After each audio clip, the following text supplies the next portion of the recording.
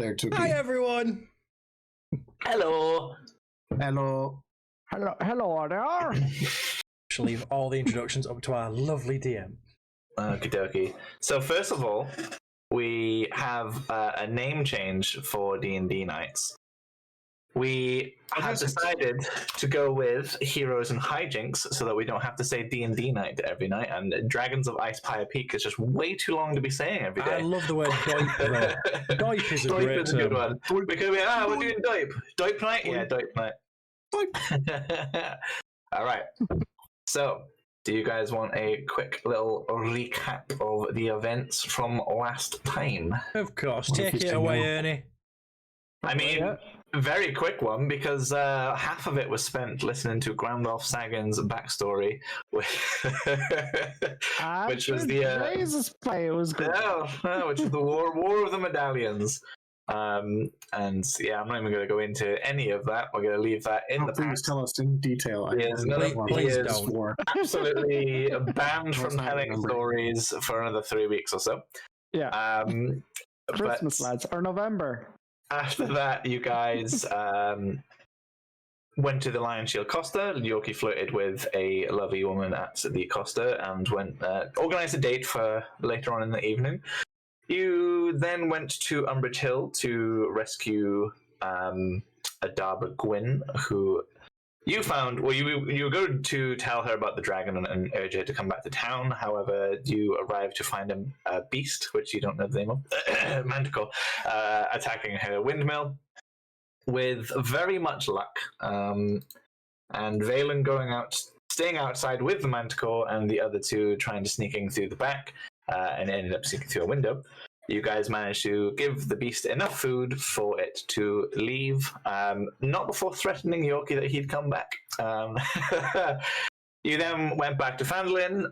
Grandolph went to bed as to not worry about, not to worry Valen about his date. Valen then went on a date with the lovely Lenine, third wheeled by the amazing Tater the Brilliant, who does not understand social cues and sat with him the entire time. Peter also does not We should understand clarify social for the cues. people at home, the reason that Grandolph didn't want to worry about the date was because previously in the day he'd confused Lillian for being a man. Yeah. I'm sure He did do that. she had her back turned, firstly, and second of all, I'm so old that my eye flaps were blocking my vision. Yes. Have we shown the lovely people, the lovely Eileen? No, we haven't. The accent does change every time. Yes. We can sort that out another time. I don't know how to show them right now. But anyway, Grandolph was told about a mysterious happening not too far from here, which I hope he remembers, because I sure don't. I'm joking, I do. I have it right here. But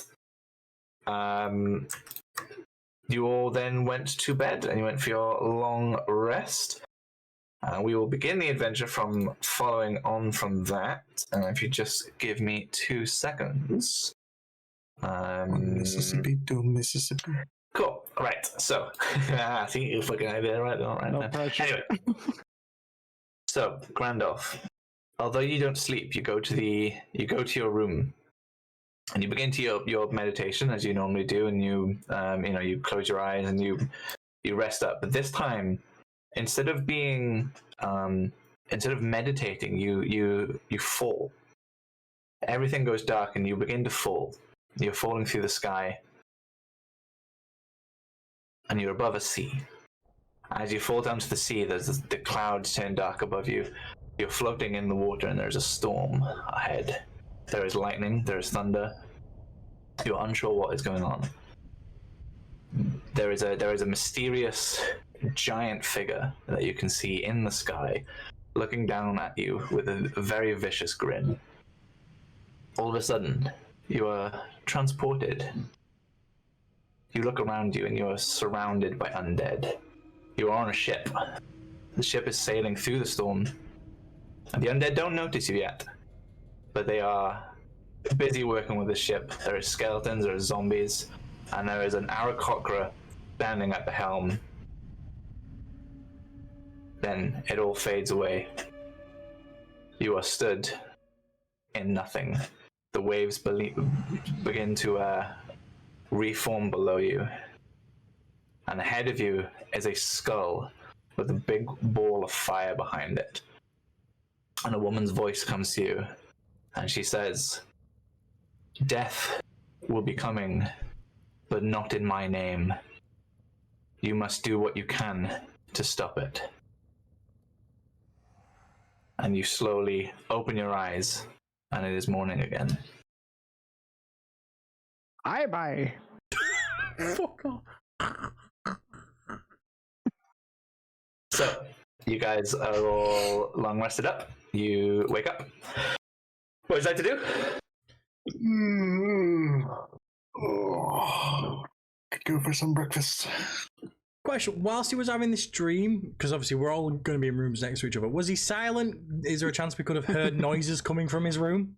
No, he was faster. Yeah, obviously. So Cursed is because of his elven ancestry, he doesn't actually sleep. So this is unusual for him. Normally he would just meditate and rest for 4 hours, but this time he is just sort of outer-worldly, out-of-body experience. So he is still rested and meditating and thing, but you wouldn't hear anything. No, fair dues. In that case, I guess go downstairs and get some porridge. Start it like we always do. Yeah, I'll probably be a little bit later down, just to... Obviously, it's something to think about, so I would probably take a little bit of time to think about what was seen, and then follow suit down for some porridge. Obviously, well, I love the porridge. Place a gold coin on the counter and say porridge, please. Okay, Girodan says, yeah. Okay, so as you guys arrive downstairs, you notice that the tavern is a little bit more full than usual. There's a lot of patrons there, but not a lot of food around. No one's really eating at the moment. So Mateo, you go up to the bar, you place your coin on the counter, but Hogrod is not there. I'd like to investigate this. Perhaps look about and maybe listen in on some conversations. Yeah, give me an investigation check. That is a 7. Okay, so yeah, you don't really hear anything that would indicate where Hogrod would be. Well, I suppose I should take my gold piece back then. Valen, are you downstairs at this point? Yeah, so I'm going to come down and sort of see him I'm assuming you sort of stood at the bar whilst you're looking out, failing to investigate, sort of looking across the crowd. The way I see it is I'm staring out into the crowd at a specific table and just... I'm just... Jesus Christ, that stare. I'm just gonna... Please stop, he's looking into my soul.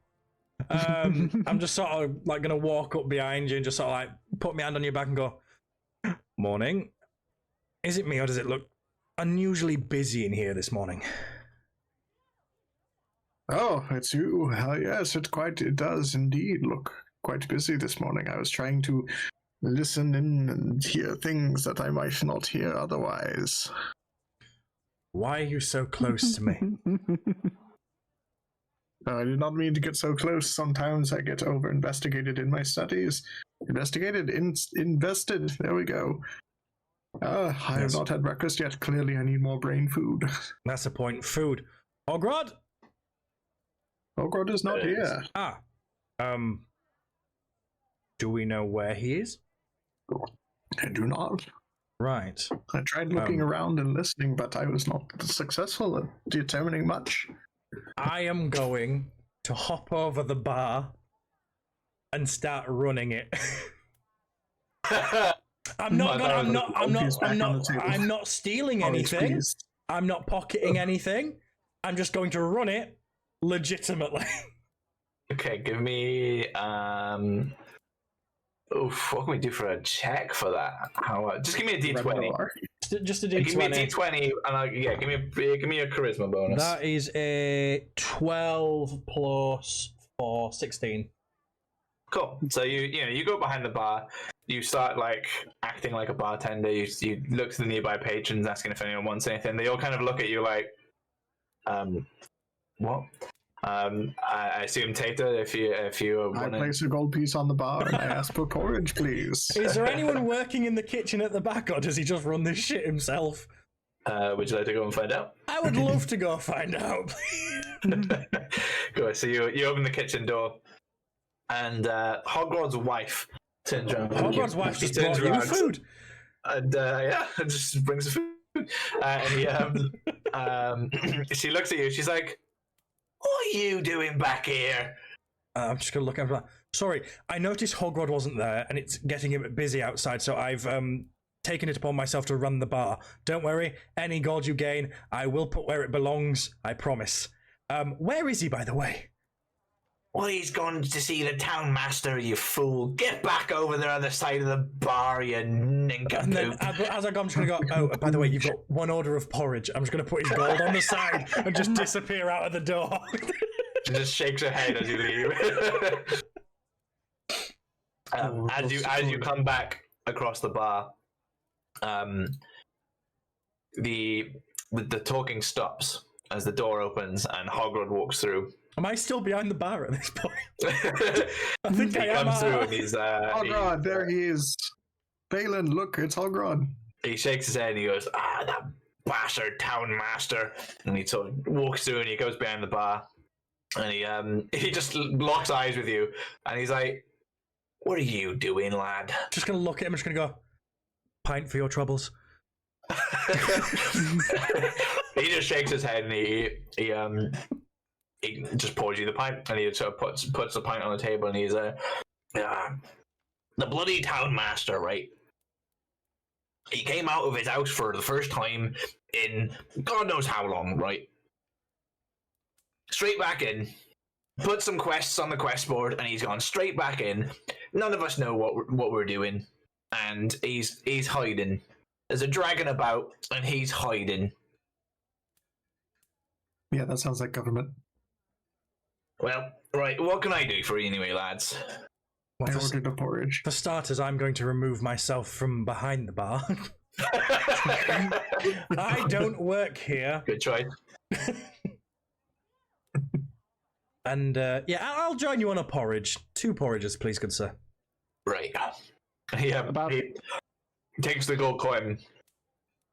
And he looks at Mateo, waiting for a gold coin. Oh shit! Yeah. Oh yes, I've already given the other gold coin to your lovely better half. Right. She didn't seem best pleased. Sister. he sister. He takes the coin and he wait, goes did you say back. sister or wife earlier? Wife. It was his All right, wife. good. You had me question everything then, Tia. Yeah, he goes back and he I'm a gaslighter. a minute or two later he comes back with 2 bowls of porridge. At this point, I'll probably be coming down the stairs as well, and I'll just be Lovely. like, "I should top of the morning, everybody. Made a road rise to meet y'all. Good morning, Grandad. Sleep well? Oh, aye, bye. Do you have another story to tell us? Oh, Christ, no. I might have, boy. I might have. Let's all get our porridge and we'll all sit down for a minute." And then Hogwarts looks at you with just without needing to speak, just looks at you as if you want one. aye, bye. I'm not even going to eat my porridge. As soon as he mentions story, I'm just going to stand up and be like, "By tomorrow's grace," and I'm just going to walk out of the tavern. Great. So Kirsty gives you a bowl of porridge and he says it'll be 1 gold. Hand over the gold. You guys know all this. It's easy stuff. Yeah, cool. What do you guys do next? I suppose we all sit down together, right? Oh no, I've gone. As soon as you mentioned stories, I just got up and left. You could have just had Tell my me another porridge. story, old man. Well, bye. I've had a dream, so I have. No, not a dream. A vision. A vision of death, bye. We're all cursed by. So we are. Oh. And a vision of death is telling me that death is coming to our door. Interesting. Well, we all have to die sometime, I suppose. So, interesting dream. Also, the barman told me about a ship. A bunch of ships. They were crashing against the coast, and there might be some nice treasure and stuff there. So, I don't mean for the tone change, but we could all. While he's saying this, because I'm still walking away, can I just see if I hear him mention ships as I'm walking away? No, you've already left. Oh, gone. Damn. Let's just keep this between us. But he said there might be some fancy treasure. Now, he said that the ships all seem to be lured there towards the coast. I think there was mention of some kind of a lighthouse or some such as that, you know. My ears, you know, can be kind of deftly bad sometimes. But it sounds like maybe a good opportunity to prepare ourselves for the oncoming death, I guess, you know. Bye. Oh, Bye. orange. Great. What, old man? Finish your sentence. Oh, I was very much finished, actually. I just wanted to see your reaction and see if you were up for actual going, you know. Oh, of course I'm up for it. I'm always up for the pursuit of knowledge. And any opportunity to do some good and to improve our own skill sets and bonding is obviously well worth the while. Sorry, bonding or bondage? I do love some bondage. That. I'd imagine Valen has better sleight of hand than I do. I do have some rope as well. No. I also have some rope. I'm not even here. I don't know why I'm joining in. Why are they, while they're speaking, what are you doing? I'm going back to the Lion Shield Costa, because for the boys and girls at home, I used the wrong class of bard, and now I can buy the longsword I wanted last session. Oh, yeah. So, for anyone who doesn't know, back home, which you won't because we discussed this in private, Yorkie accidentally used the 2024 version of his class and character, so he will be now using the 2014 version like everyone else, because we were all using 2014. Which means that sword I wanted last time, and I was adamant I could get it, and I didn't know why I couldn't. Now I can, and now we know why. It was an odd one, because you said you could only use simple weapons, and my brain was like, I'm pretty sure you can use more. Yeah, it's gone from simple weapons to crossbow, bare hands. Apparently I couldn't use that before, so I couldn't punch someone. That seems wrong. Long sword, rapier, short sword, and simple weapons I can use now. Nice. So yeah, I've been buffed. It's nice. Cool. So yeah, you enter the Lion Shield Costa, and Leanine is inside, and she turns around and she's like, "Oh, Valen, hi." Good morning. Sleep well? Yes, very well. How are you? I am absolutely amazing, thank you. Something seems to have got the entire town in a tizzy, though. Everyone's at the looking pretty glum over in the tavern. Yes, the town master here very rarely comes out of his offices for fear of the dragon, but yes, he came out. He was spotted. People ran to try and speak to him, but I believe Hogrod tried the hardest. Everyone else went back to the tavern after realizing they couldn't speak to him. Supposedly he's put new quests on the quest board and locked himself away again. I mean, I suppose I could go try and talk to him and see if I can get him to just at least come to the tavern and put people's minds at ease. I can't promise anything, but I can try. If I'm completely honest with you, Valen, no one has succeeded yet. I'm not no one. And then I give a cheeky wink. She blushes. Damn fucking right she does. Look at me. So I'm afraid I'm going to have to cut this short and talk business. I know, glum. So I came in last time asking for a weapon, and then for some reason I left without buying one. Question, do you have any long swords in stock? Long swords, yes. They are 20 gold.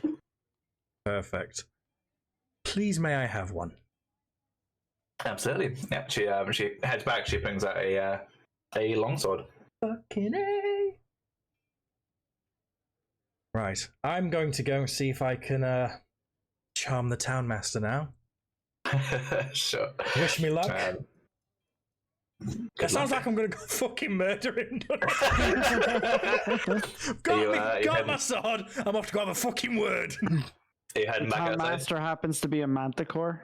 Chimera is what I'm going to keep calling him. So I now have a longsword. So that was 20 gold that cost. Yeah. Let's not add the longsword of vengeance. That will be too much. No. Best not. 1 second. In here somewhere. Fuck knows. I've added it. Where it is? Fuck knows. But you know, fine. I'm confused. I'll sort that out in a minute. I'm gonna go over to. Actually, do you guys want to carry on with what you're doing, and then I'll do the Town Master thing? So you're not all just sat listening to me speak. I imagine we finish eating and then I say, "Come, Grandolph, let us go away to the board to see if there are any new jobs, or perhaps we should finish the third one we retrieved." Sure, aye. We'll go and have a look at the board and we'll see what's there. There's no harm, as you never know. You never know what opportunities may lie ahead. Hey. Hey. You guys heading outside? In B and C. So we'll head outside, yeah. Cool, you're all outside. You spot Valen coming out of the line. She accosts her across the road. I'll wave and I'll say, "Hi, bye. How you doing? Morning, Grandad. How's she cutting?" I've kind of accepted that he's now my grandson by adoption, so. Fair enough. It's just accepted at this point. Yeah, so you all come out of the tavern, see each other, and you are kind of pretty much across the road from each other. What do you guys like to do? Boys. Sure, we're on our way over to the town bard. Bye, let's go. Well, that's convenient. I'm heading in the same direction. Who wants to watch me do the impossible? I'm really bigging this shit up, man. I do 6 impossible things before breakfast every day. That seems very tiring. It is. I learned it from a small girl who had an imaginary friend. A rabbit of sorts. Right. Alright. Who's doing what? So I'm going to go try and speak to the town master and encourage him to come Sure. out. I'm going to cast Bardic Inspiration on myself first, just to give me more of a chance. Sure. And then I'm going to just sort of knock on the door. Dragons, it doesn't. Hogwarts or dragons, go away. But sir, I assure you, if there were dragons about, they wouldn't be about so early. I don't know about that. I don't know what time the dragon wakes. I just know the dragons wake. So please go away. Look, I happen to be an expert in dragons. Fairly recently, I just bought a book. But I can assure you they're not out yet. But I think some of your constituents might be wanting some words of encouragement from yourself. Otherwise, you might end up finding yourself without a town master's hall to hide in because they might have burnt it down. Burn it down like a dragon would. Yes. No. I am perfectly fine here. Thank you. Look, you old coot, just come out and speak to your people. Give me a persuasion roll. With Bardic as well, so I had is it D6 I had? Sure, it's a D6. Let me double check. Yeah, D6. So I'm going to use my Bardic on that as well. So that is 11 plus 3. That's not great. That's 14. If I have to tell anyone again, I won't do anything because I'm staying here. So just leave me alone, please. Waste of a Bardic, that fuck's sake. Right, enjoy your isolation then, I suppose. Never mind, boys, that proved to actually be impossible. Lovely. What would you guys like to do now? Sure, over to the board, yeah. Cool. So there are three new quests on the board. And the one you have already. Which one do we already have? We see them. Is it just the one that Accursed has, or have we got another one off the board already? Wait, I have that one? I thought someone else had the one that's left. One of you has this one on the screen. Oh yeah, that's the one I have, I think, yeah. And then... there is this one. There is this one. I remember a quest with orcs earlier on. No, you didn't. No, then it didn't happen. Nothing happened. Interesting. Did somebody say metagame? What? I don't know anything. Yeah, so there are now 4 quests on the board. And these are all 4. Well, we already had the Dwarven excavation quest, and I believe someone speaks Dwarven in our party, do they not? I do not. Oh, sure, Jez. Never met a dwarf in me life, I don't think. Okay, I don't as long know. as we think of the gnomes that you slaughtered earlier this week, and they're basically that, but hairier.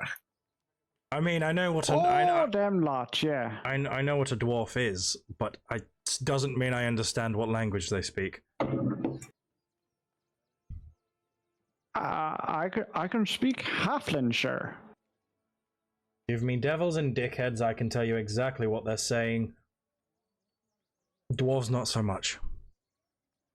Fine, then I suppose I shall use another spell. I can always comprehend what it is that we need to say to them. Let's see, we need to be warned. They need to be warned that a white dragon has moved in. That's it. We just need to go warn them. Nothing more, nothing less. So no murdering.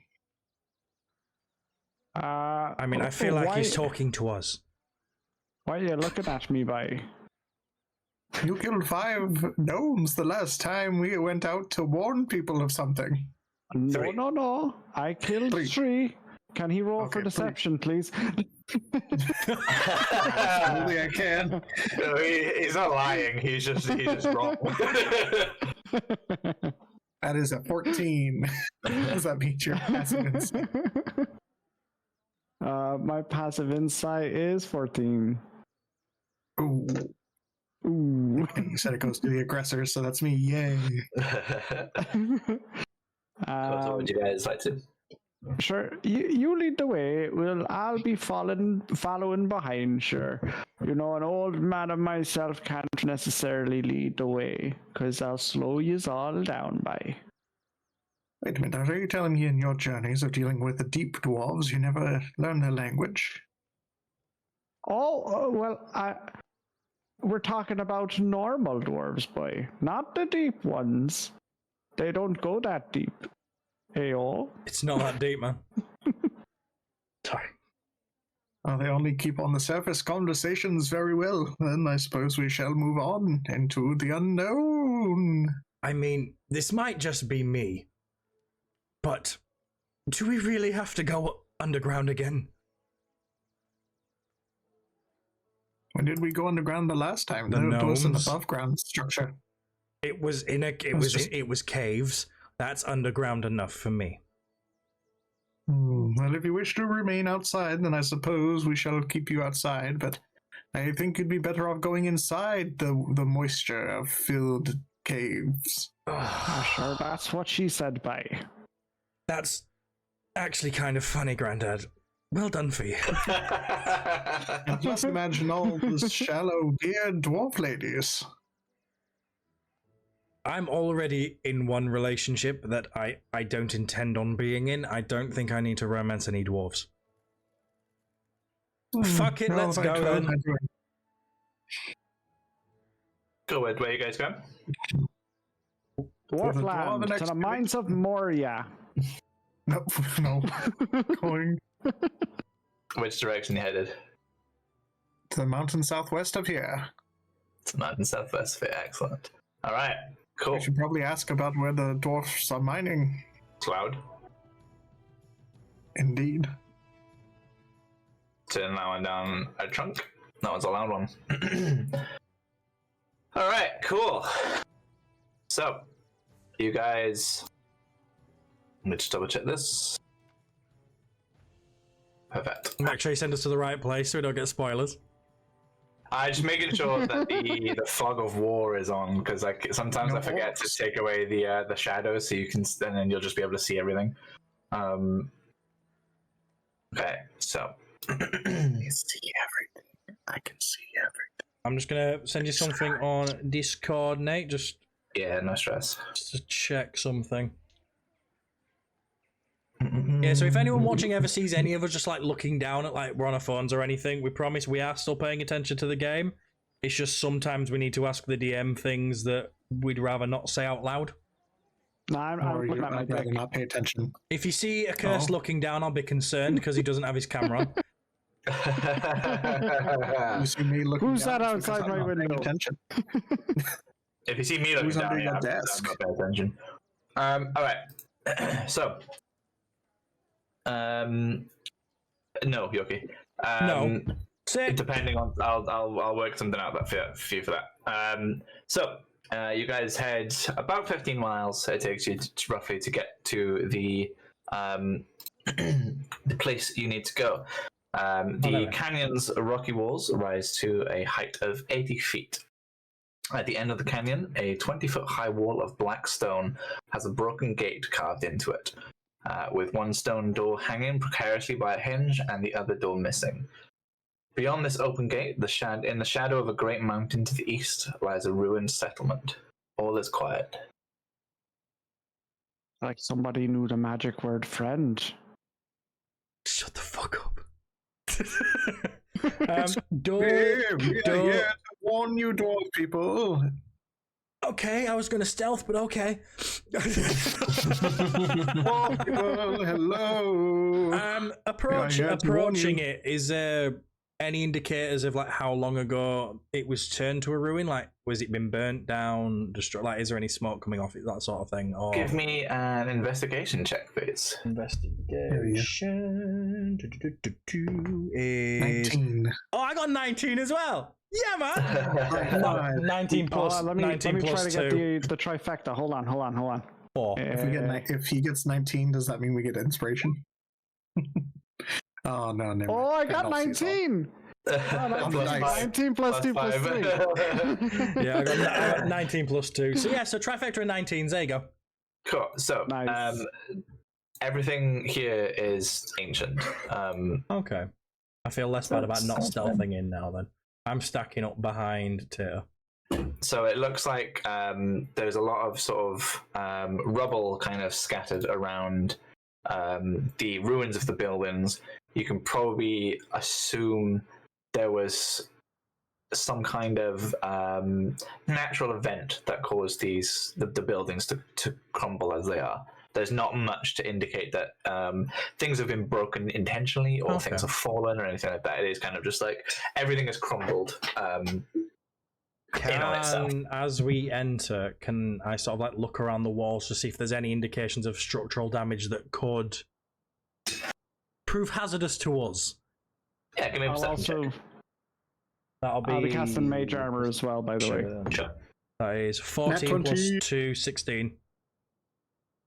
Yeah, no, everything, you kind of feel like the way everything is relatively stable for now. It doesn't look like it's going to fall down on top of you. That's fine. Oh, I'll enter then. I'll enter properly.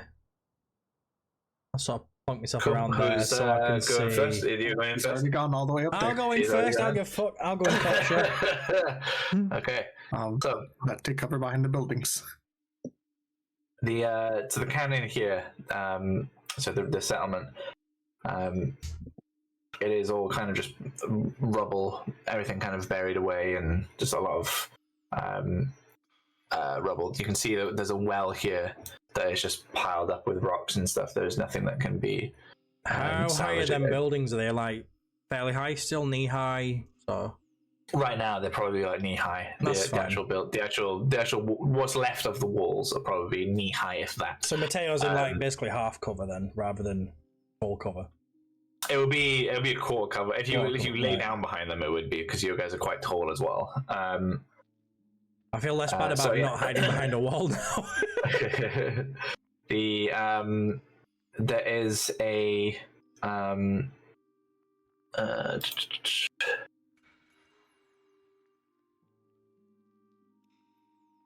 wall just by here. There's a partially collapsed 10-foot high wall separating the courtyard from what is further on west. East. Come up to the wall. I shall boost you on my shoulders. I want to sort of stealth up to the wall now. Yeah, give me a stealth roll. That is 15 plus 3, 18. Cool. Yeah, 11.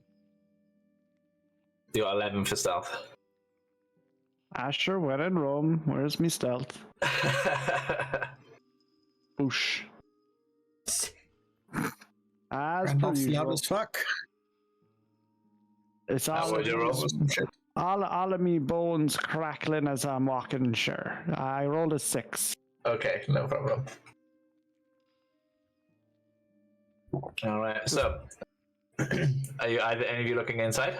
I'm gonna try and peek around the corner, yeah. Yeah, no problem. Wait, So, hold on, let me lift see you what up I can over my see. shoulders. no, there is a gap between the two walls there where it's broken through. I know, but I want to lift him over my shoulders. It's more fun. You can do that if you want, if Yorkies are willing. Okay. You lift me so I can peek over, yeah? With athletics, strength. Yeah, give me an athletics, please. Do I need to roll since he's carrying me, or am I safe? No, you're fine. He's just Okay. picking you up. Yeah. All right. So, as you peek over the wall, you can see there's 3 sort of heaps of rubble stacked up high. And you can see it's kind of been thrown out from the canyon's from the canyon's back wall. A 30-foot high temple facade features steps rising to a stone platform. Cut into this facade is a 10-foot high opening doorway flanked by crumbling life-size granite statues of cloaked dwarves. Evil grins can be seen on their faces. And as you approach, you hear some language that you don't quite understand. Oh, Nate, the music could be louder, apparently. The music could be louder. That'll be on my end. You're alright. Oh, okay. There you go. I'd like to cast Comprehend Language. It lasts for an hour, and I can do it once per day. This is what I've learned of why I'm allowed to do that. Yes. What does... Can you send... Is there a button on there you can send it to me, or I can see your sheet here? Actually, no, wait. Give me 2 seconds. Just want to see what you comprehend. While you're doing that, if I was to climb up onto the top of that wall, is it wide enough that I could stand on it? There you go, Nathan. Listen. Yeah, you can probably stand on it if you want. I wonder how likely I am to be seen if I do it. I mean, you would be standing on top of a 10-foot wall. I know, but they're not going to expect anything to come from above in a cave. Is it like a cave, or is it more like a ravine at the minute? So you're in a canyon. So the walls either side of you are maybe the about would look 80 up feet then. up. There's nothing much else to look at over the side. See, Valen, not even a cave. So, Mateo, do you understand? The literal meaning of any language that I hear or see signed. I Yes. also understand any written language that I see, but I must be touching the surface on which the words are written. So you see the 2 dwarves are sat eating some rations, and there is the one down the bottom is a male and the other one is a female, and they're saying to each other that, "Aye, but if you could stop having a snack every 2 minutes, we'd be through that wall by now." And the other one's like, "Hang on a minute now, you're the one that wanted this break." How's that too? Okay, do you want me to put you up on top of the wall? No. they will. Okay, then I lower you back down. They will not be happy with us if we do that. I'm just Excuse me, I hear you are in need of some assistance. Cool. They look around for the source of the voice, like, who the bloody hell said that? Does comprehend languages mean you can Stand in speak it as well, then, or just understand it? Well, I can just understand it. I don't think it's... They can understand that, so they reply in common. Oh.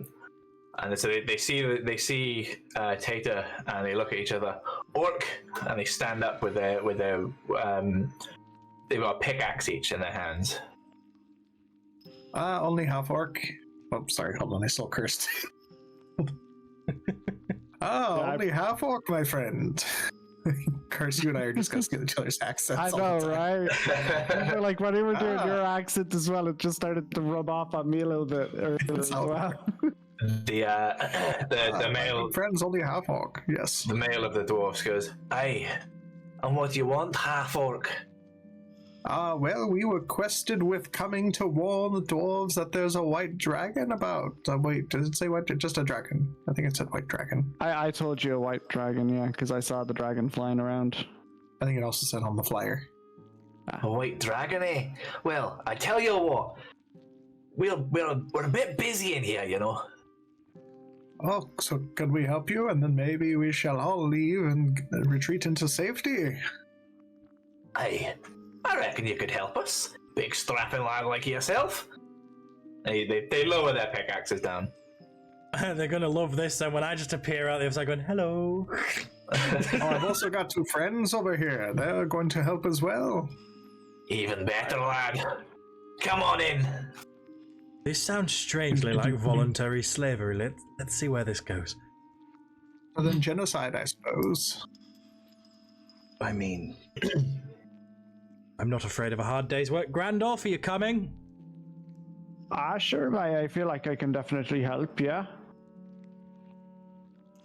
Cool. So the dwarves kind of gather by you and they say, right, there's some things in that cave, things that we can't fight. If you can go in and kill them, whatever we find, we'll split 50-50. Very well. Onward, gentlemen. Have you seen what's in this cave? Have you seen it with your own eyes? We've not seen it, no. We know it took some of our equipment. Have you heard it? It just sounds quite slimy. Slimy. Right. Can I do a check, see if I know of any slimy monsters? Give me a nature check, I guess. Nature! I am shit with that stat. Let's go! That is a 13. Nature, I don't think... I don't get a +2 to nature, actually. 15. 15. Yeah, you kind of... You know of creatures that dwell in caves, like jellies. You would know that quite often would roam in caves and abandoned mines and stuff. Okay. I'd feed that information back to the other 2. Yeah. Interesting. Shall we be off? Light away. We must away then. Aye, let's go. Let's go in. Come along, Grandolph. You must... I'm shouting at... Come along, Grandolph. You must come inside for us to advance. Speak up there, Sonny. Cool. What are you guys doing? Well, I'm going to already come have inside. I'm going to already have my sword drawn when we go in, for starters. I am not going in there without my weapon drawn. So as you Oh? Yes. So as you go, you notice there are kind of spikes hammered into the floor, most probably by the 2 dwarves that are speaking to you, and they're like nailed into the floor to hold open these giant stone doors. Interesting. And then as you approach Mateo, you notice that the wall on this side, there's a door that's open, but the door looks exactly like the outside of the wall, so you assume that this would have been a hidden door. Yes, well, let us see what's on the other side. Can I peek around? Yeah, there is just rubble everywhere. I see. Rubble, boiling trouble. Well, I suppose nowhere else to go but in. Alright, I'm going to stack up behind Mateo then. Yeah. You're going inside that room, yeah? Cool. It is just... I'm stuck, Step Phelan. Yeah. Yeah, it is. There is very little room for you to actually walk in this room. And it just kind of veers off and you can see the rubble. A lot of the rubble kind of comes from this area, as if it's caved in and slidden through. So, Valen, you'll get a bit more view into this room here because you are gone through. See, my first thought is to cast Thaumaturgy in the rubble room and see if it draws anything to run out. But I'm like, no, because if it loosens them spikes, we get locked in here. Oh, apologies. Before you guys go, I forgot. You went off and then my brain stopped working. As the dwarves, before you leave, the dwarves go, look, if you can kill anything inside, we've got a pair of sending stones here. We'll be happy to give them to you. Ooh, sending stones. Just make sure the inside is safe. My accent's gone, sorry. I think all of ours is gone. It happens. Very well, we shall away. Before we go, I'm gonna go back to the dwarves. Yeah. And I'm gonna say to them, well, I'll tell you what. If we die in here, you lose everything of value anyway. But those could come in very handy for the mission we're about to go through. How about we see them as an advance, and you can take more of a percentage of what we find inside. If we survive. Give me a persuasion. That is nat 20. Eat a bag of dicks. Eat a bag of dicks. Well done, you finally used your charisma for good. Good once. So they look at each other and they look at you and they... Alright, well... Alright. And they give you the pair of sending stones. Right, how do you want... So there's two of them, how do you want to divvy them up? I feel like Mateo being the tank needs one. Because if he's... If anyone's going to go off on their own, it needs to be you, because you're more likely to survive. He says to the one he says to the only one who's been down. I say to the one who now has the ability to rage. And then it's 3 times per day. And it's up to you. Do you want the other one accursed? I have Thaumaturgy, so if push comes to shove and I need to do anything, I can cast that and amplify my voice and just shout down the caves. So I can let you know if I find anything. Sure is, yeah. I'll take the sending stone, so I'll be able to communicate, which is a wee bit better, yeah? Yeah, it's fine. And now we will stand here and we will compare the size of our swords whilst we wait for the DM to get back. I've only got a dagger, I don't feel like that's a fair comparison. It's not about one of your pains. It's not about the size of your blade, it's about how you use it. I don't use mine at all, though, Oh, that's kind of depressing. I got magic teams. I can magically imbue it, though. Sorry, guys. I'm back. No, you're absolutely good. We're just talking about blade length. Great. I've got an axe. What does that mean? Do I have an axe wound? Rusty axe wound, yeah. So sorry. It's all the blood I got on it. Asking a lot of questions now, obviously aren't you, the only way we can really go is Rubble Rooms looks like it's going to be a dead end, so it's that main room. So who would any of you two like to go first? Shall I go first? What do you want?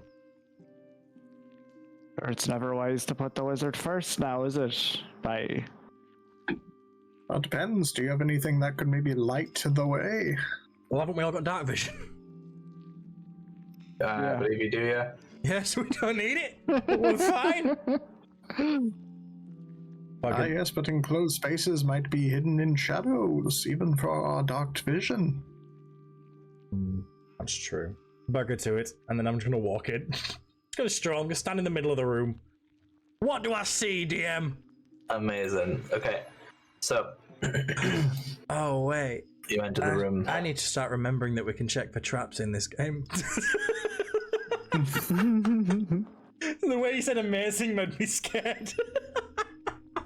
I love it when you guys just walk into places. It's great. Okay, so as you enter the room, from the ceiling above drops down 2 ochre-colored jellies. And can you guys roll me initiative, please? Oh, great. Bye. Yeah. I love this. This is great for me. That is a 15 plus 3. 18. Oh wow. Well, wow. Well, I'm glad I wasted my crit fail on that. Oh, wow. That is a beautiful 3. Thanks very much. You know, 3 is the magic number, as they say. All right. My first roll of the evening. Lovely. Need a bit more light in here. Just try. All right. So, okra jellies. It's really drawing out the color from your face. What do y'all know about jelly? 2. I don't know. What do we know about jelly? Jelly's a nice person. I went for drinks with her before. No. Jelly's good crack, yeah. Sorry, Yoki. What was your initiative? Mine was 18. 18. Lovely. Oh, mashed potato. So Mateo's is 18 now. It adds turn order and it doesn't like remove the previous ones. So highest dex wins, so that's Valen, I assume. Yeah, I've got plus 2 to dex. All right. Well, you've also got a 15 instead of 14. Yeah. What is the plan? Right. Go last. Nope. One jelly is after you. I am going Oh, nice. They to. rolled a 3 with a -2. Do we know anything about ochre jelly? Ochre? How can I say it? Do we know anything about? Do we know anything about yellow jellies? Oh, I said okra. Make a Okra, apparently. nature. Berries, I think. Yeah, give me a nature check, Yoki. Oh, just Is- Yoki. Okay. Fuck off! This is his gun. Right. Is that Nate, one? Nate, no. I found a use for it. Oh, great. Amazing. It's a nat 20. Hey, there you go. Hey! So, you know that these jellies are amorphous, so they can change shape. They can squeeze through tiny gaps. You know that slashing at it won't really do anything. Okay. So, That leaves me out. All I do is slash. I am going to attack this one Yeah. with Ray of Frost, Okay. which doesn't say what the save is for that. I don't know. It doesn't tell It's me. It's a to hit thing, so it is. So you have to roll like damage. Yeah, you roll your attack roll. Okay. That shock and grasp. Yeah, I clicked that by Okay. accident, but there you go. All right. Okay. Listen, do I know, shock and grasp? I know it's a +6 now. Oh wait, no, I clicked the wrong one. No, it's Ray of Frost I'm trying to do, but it's the Okay. same modifier, so we'll take the same number. Okay. Yeah. Cool. So 14. Yeah. Yeah, Yeah. That hits. Give me damage. it's 1d8, which is that one. That is a 6, Cool. 6 damage. Lovely. and then I'm going to use my movement to probably push back to around there. Okay. And then that's gonna end my turn. Lovely. Tater the Brilliant, you're up. Did you say you wanted to see what you knew about okra jellies? Okra? Absolutely, if I can. Yeah, give me nature. All right, that is 17 plus my new nature is 4, so 21. Cool. So what you know about these is they are relatively slow. They don't move very fast. And because they don't have any sort of eyes or ears or anything like that, no brains, they don't really see per se. They kind of sense around them.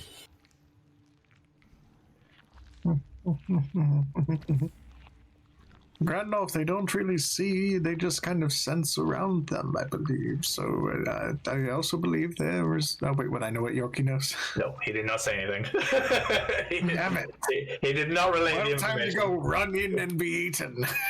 Who said that, Sonny? Sorry, I don't see No, I anybody. did say when you told me, I said I feed that back to the other two. At this point, for that one?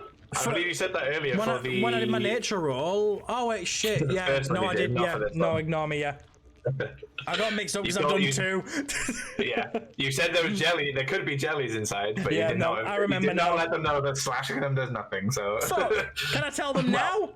it doesn't hurt them. No, because it's not your turn. So Tato, what are you up to? Malin, do you know any? Tell me what I know If he about asks me, can I respond? It'll be an action from Tato at this point. That's fine. I can't do anything. So I mean, Malin, here's what I know about the jelly. Do you know anything about the jelly? You can answer. Any blades are going to be pointless. That's all I know. Then it's up to you and Grandal. Anything else? No, that's it. I can't do anything. We right. can't do anything.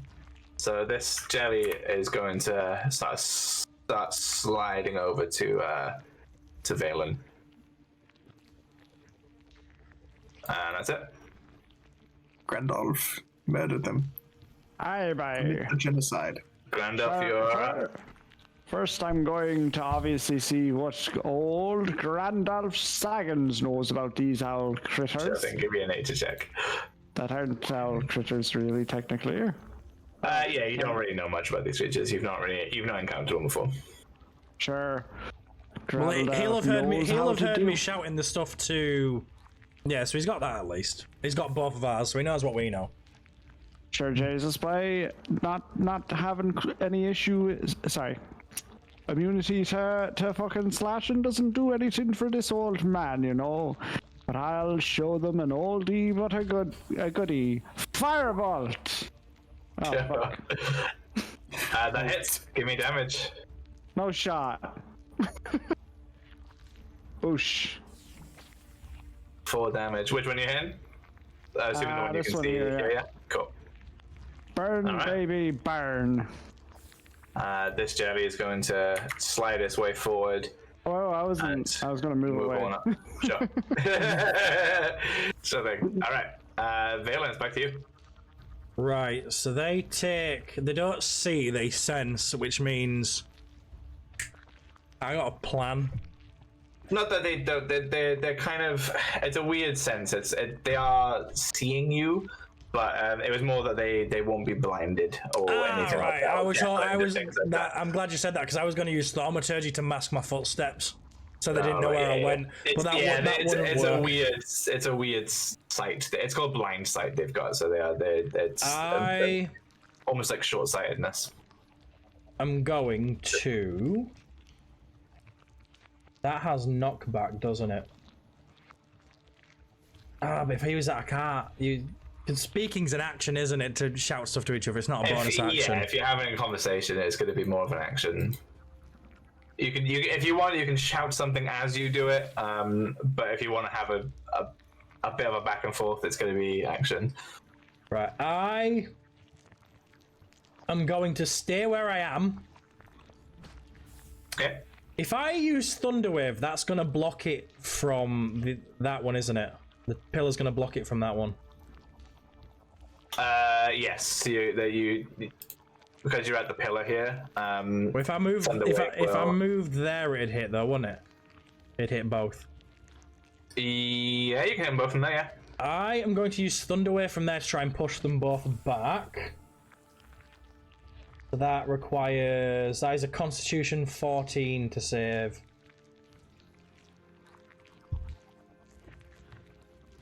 One Constitution. Yeah, it's a save, and that's a fail. So the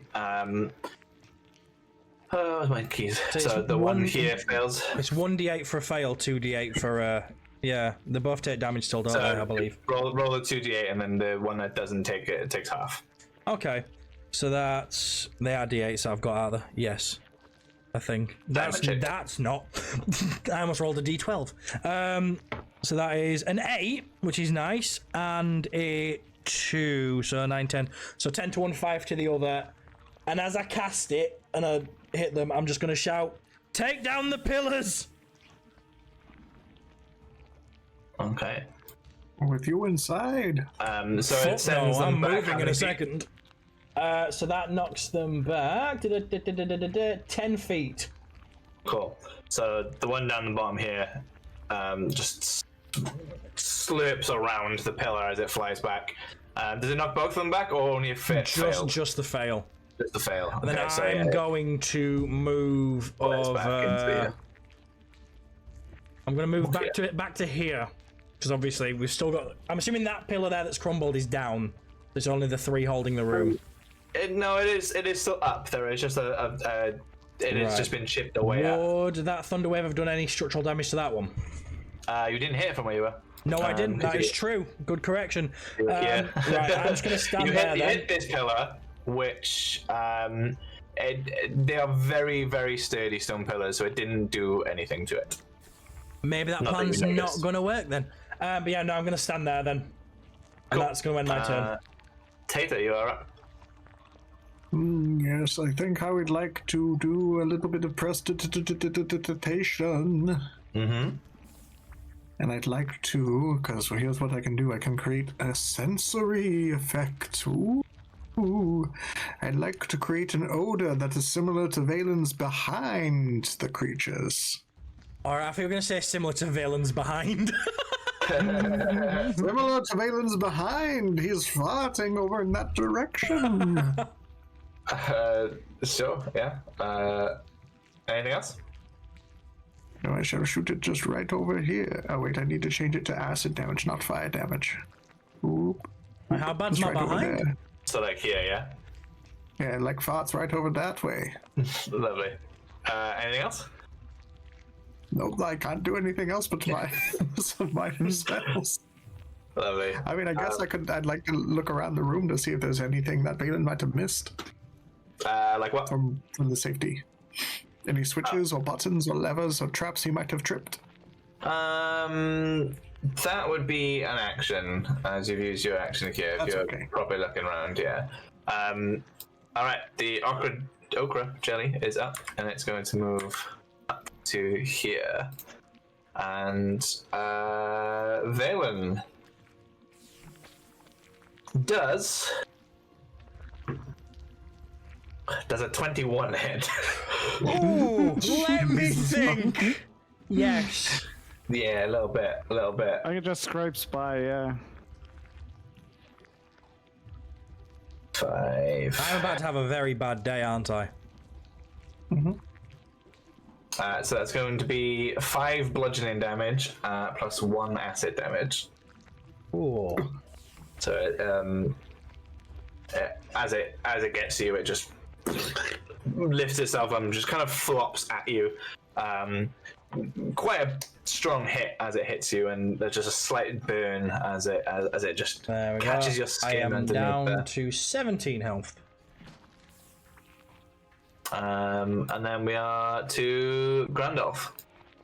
Hello there. Hi. So can I see from here? Yeah, I should be able to see that, right? Yeah, you can look around. That's fine. Sure, Jesus, bye. An oldie but a goodie again. Firebolt, bye. Nothing. Give me your attack. Firebolt. Yeah, that hits. Give me damage.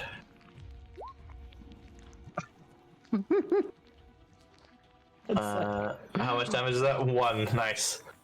So it barely scathes it. Just evaporates as it hits it. Just. Oh, I'm nothing. rolling like shit today. Good lord. So it's a fire spell. Cool. Alright. The other jelly, nice and far back. That was very delayed. It's going to move forward again up to here. Back to Valen. Right. I don't know if these things got opportunity. I'm going to assume they do. Can always disengage, my friend.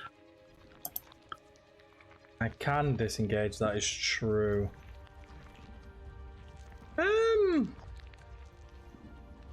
Yeah, I'm gonna disengage. And then I'm gonna hope that by... Did you say if I hold like shift or something it lets me measure corners, yeah? No. How do you do it now? How the bloody hell do you do corners again? I've forgotten. There was a way to do it, wasn't there? I don't remember how. You right click. Aha! I'm gonna use my 30 feet of movement then. I'm gonna try and get... I've disengaged. I'm gonna move to like behind there, behind that thing in the middle. That thing in the middle is an altar. I'm gonna get behind the altar then. Cool. And that's my action as well. And then I'm going to use... What bonus actions do I have?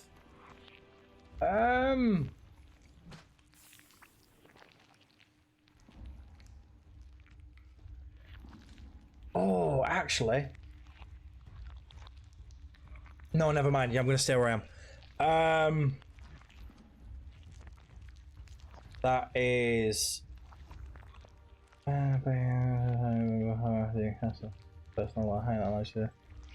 I'm just reading something. Yeah, no, that's my turn. Cool. Tata, you're up. I'm wondering something, Nathan. Yes. Could I potentially assist Grandolph with a little bit of prestidigitation magic? And doing what? I basically want to help his next attack hit a little hit on target. In what way? How would you do that? Well, like with prestidigitation, I can make a magic mark. I make a color, a small mark, or a symbol appear on an object or surface for an hour. I was hoping to mark the jelly that approaches us. Give it a go, yeah. Alrighty, well, I mean, prestidigitation just kind of happens. Yes. Okay, so this jelly is up and it's going to continue its pursuit onto Yoki here. Yoki does Oh, come on! I've got the altar. No, it doesn't. Good. There you go.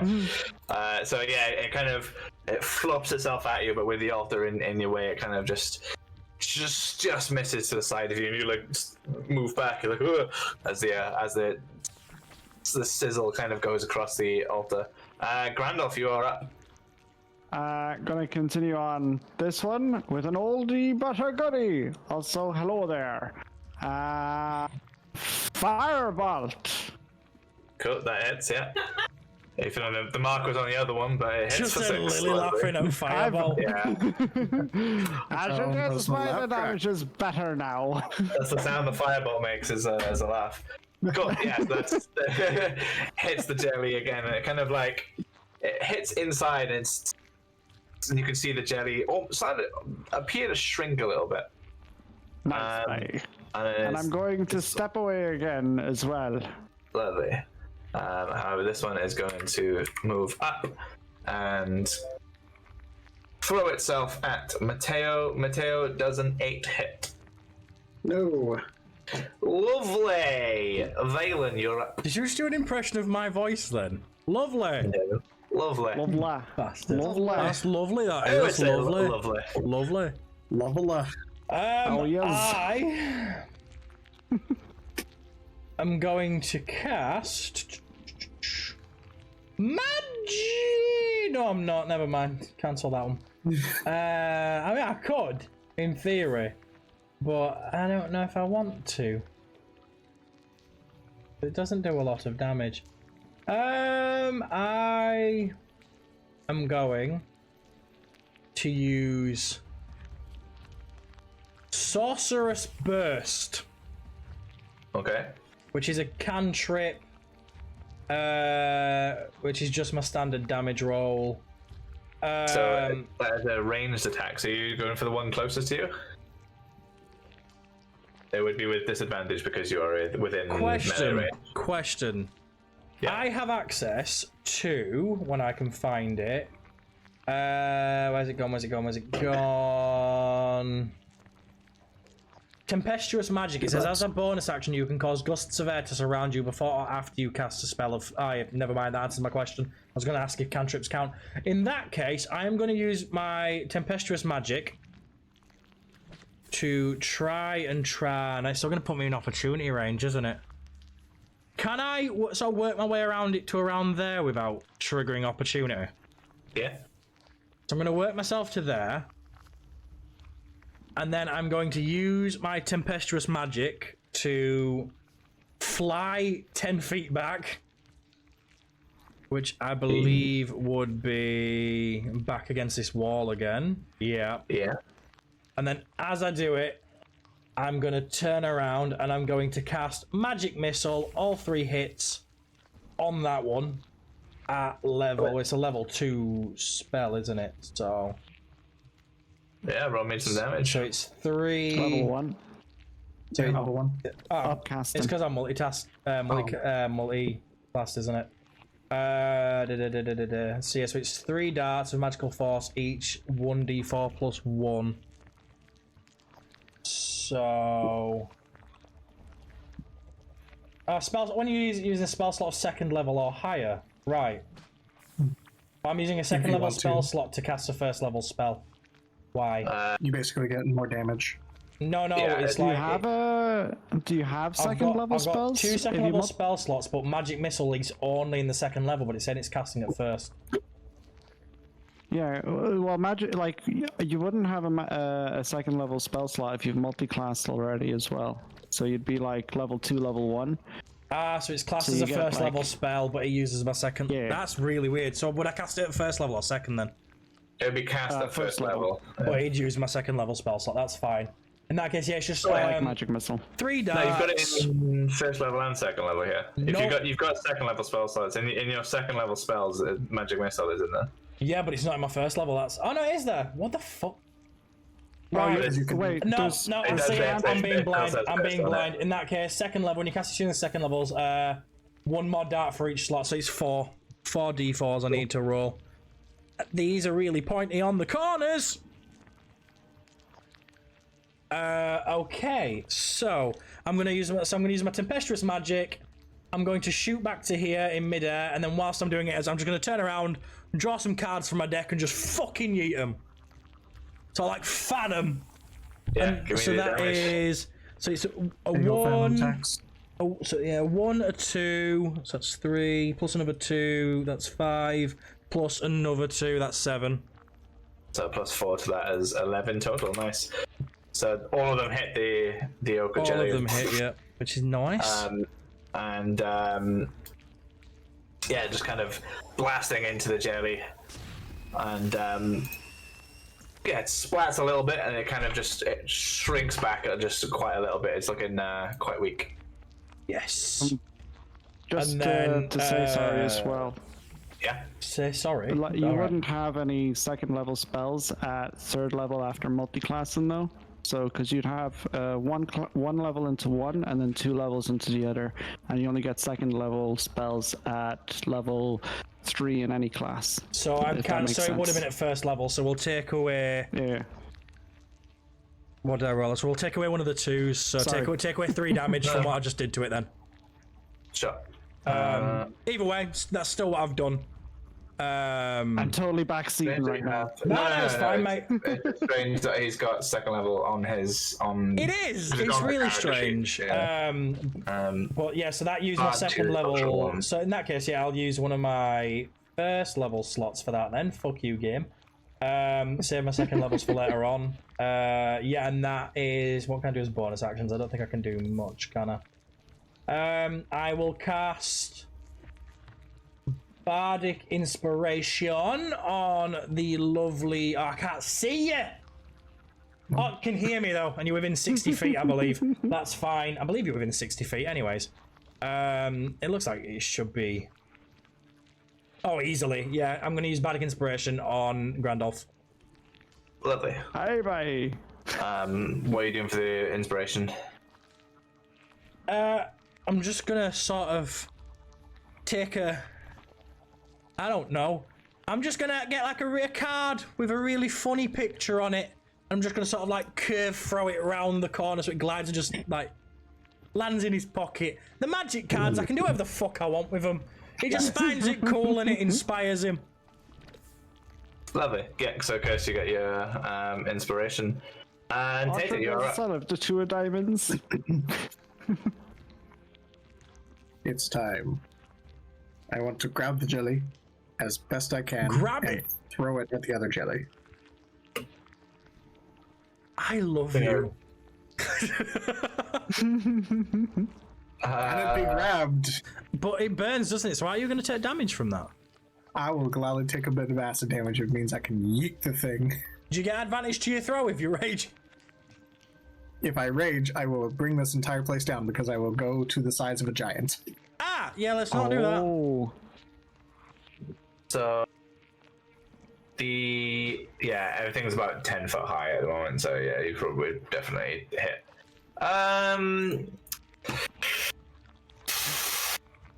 If there's no rule, then makes the rule.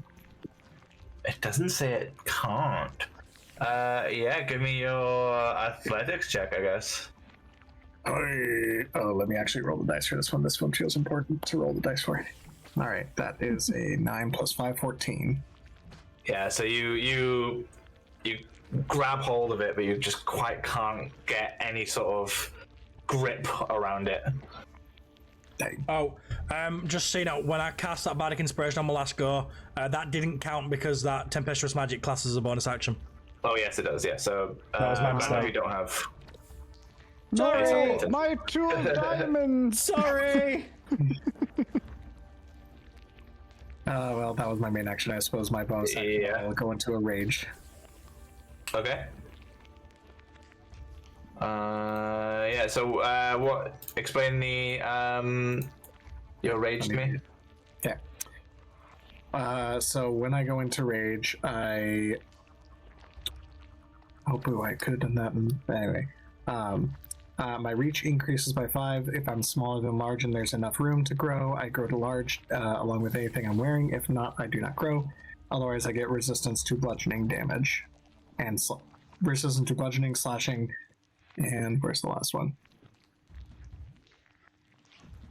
No, I guess just bludgeoning and slashing. Oh, it should be piercing as well, I think, right? Oh, piercing. Okay. Yeah. The Yeah, 3 sure, types put of that up physical.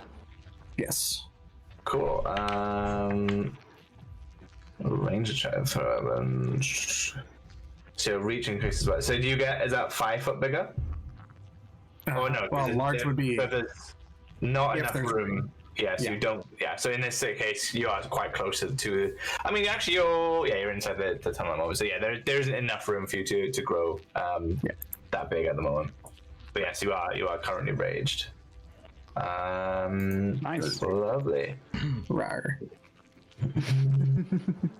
I get this nice dark shade of green on my pants start to stretch around my thighs, and then my shirt busts off, and now I'm just a large green rage monster. Basically hulking up, yeah. Shh, don't ruin it. Sorry. Basically, tatering up, yeah. Alright, grand outfit It's is your catering turn. time. Hello there. Sure, an oldie but a goodie. And I'm doing it again, for feck's sake. Firebolt! That's a hit. These fucking rolls, though. That's a 1. Lovely. Which one are you attacking? Fucking same. The same one? Lovely. Yeah, so yeah, Firebolt hits it. Doesn't really seem to cause much more damage than it's already taken. Fucking crit failed 3 times already. This one's gonna slip over forward again back to Tater. Tater does a 19 hit. Yes, a 19 hits. Okay, so that is going to be so it would have been 10 bludgeoning, but you have resistance, so 5 bludgeoning damage. Plus 3 acid damage, so 8 in total. And that brings you down to 27, right? 30. 30? Oh, Yeah, it's it's half, 35. wasn't it? That's 35. 5. It's 8 5. total is the... Oh, 8 total. Oh, Yeah. right. 3 acid Yes, damage. 27. It's Yes. 27, then that's fine. Alright, and we are back to Valen. Yes, we are. I am going to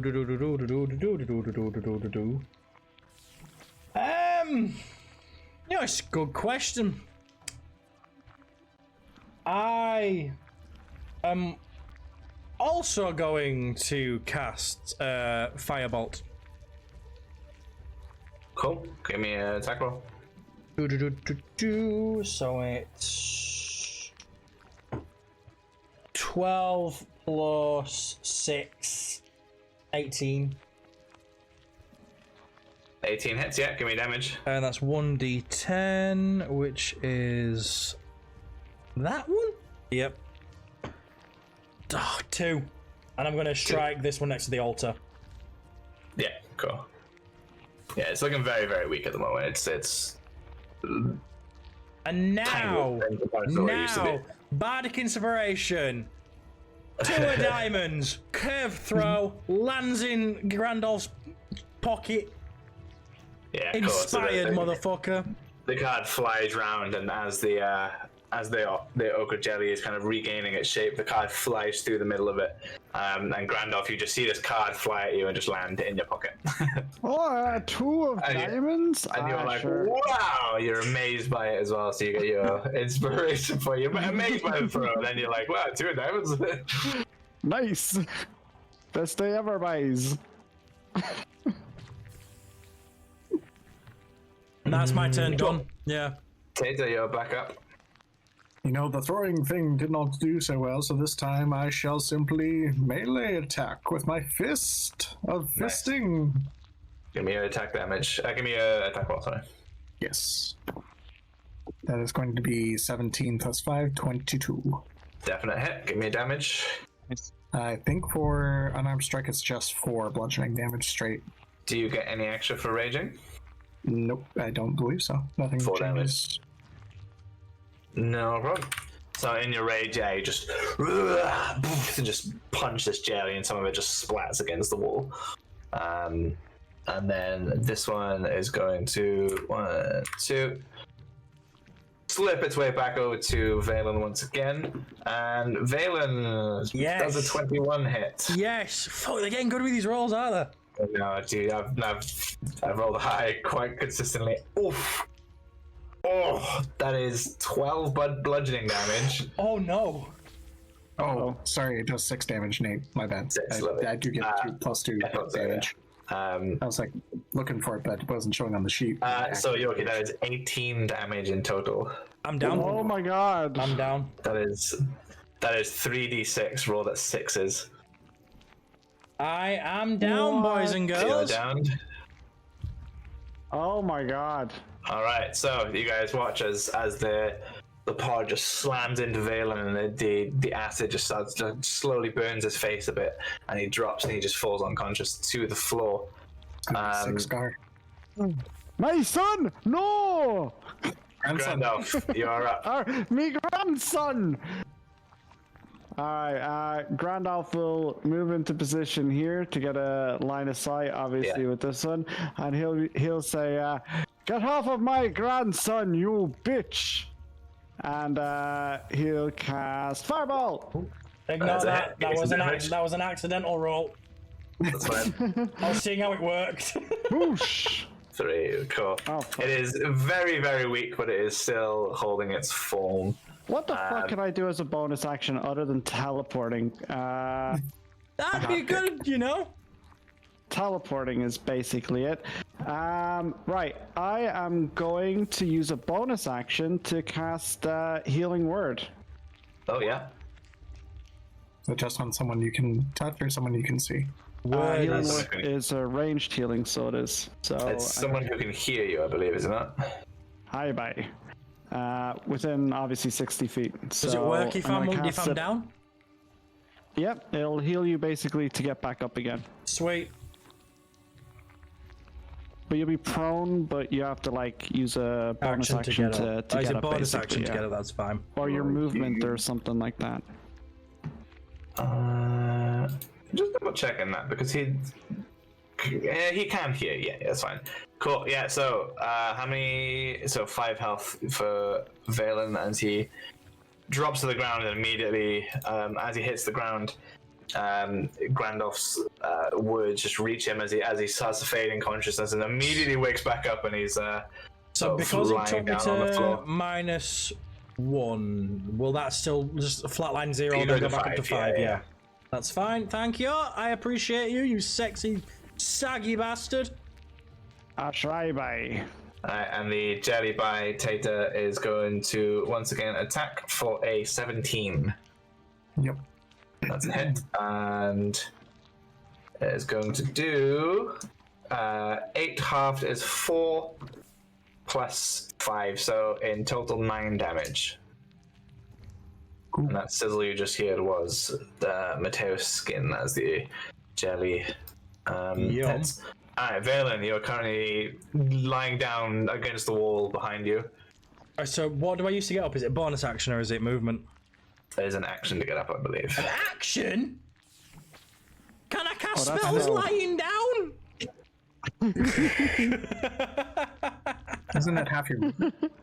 I thought it was half the movement as well. So. Yeah. There was something that said about your action.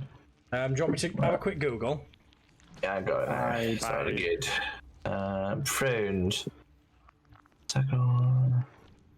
In D&D 5e, getting it from being prone takes half of your movement and not an action. Yeah, it doesn't say about there. There was something about an action. I think I'm getting that from Baldur's Gate 3. Yeah, mine's from Larian Studio forums as well, yeah. Fucking Larian Studio changed shit. Alright, Valen, you alright? Yeah, D&D Beyond says the same thing. In that case, I'm going to use half my movement to get up, I suppose. Yeah. And not then... that you can go anywhere. not that I can go anywhere, no.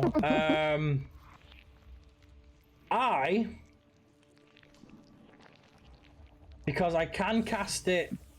He said I don't have level... Apparently it is letting me cast Thunderwave with... no, that is wrong. Ignore that. It's still saying first level.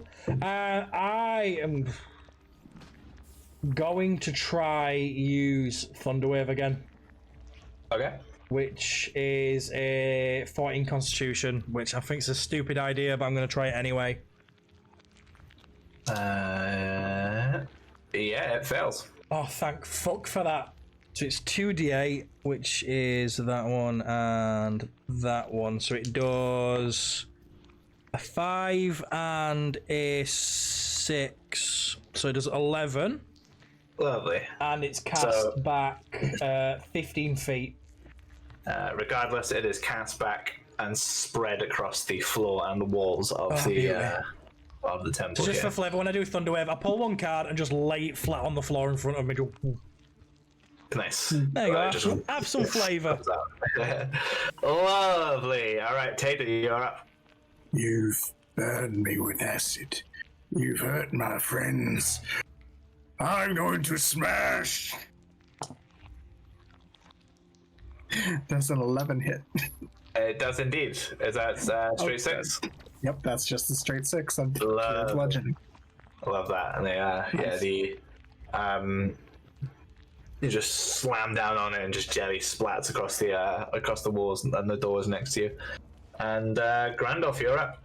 Grandolph will stand back here and he'll say, sure, you've gotten acid on my friend, bye. And you've pissed him off, bye. So have a firebolt, bye.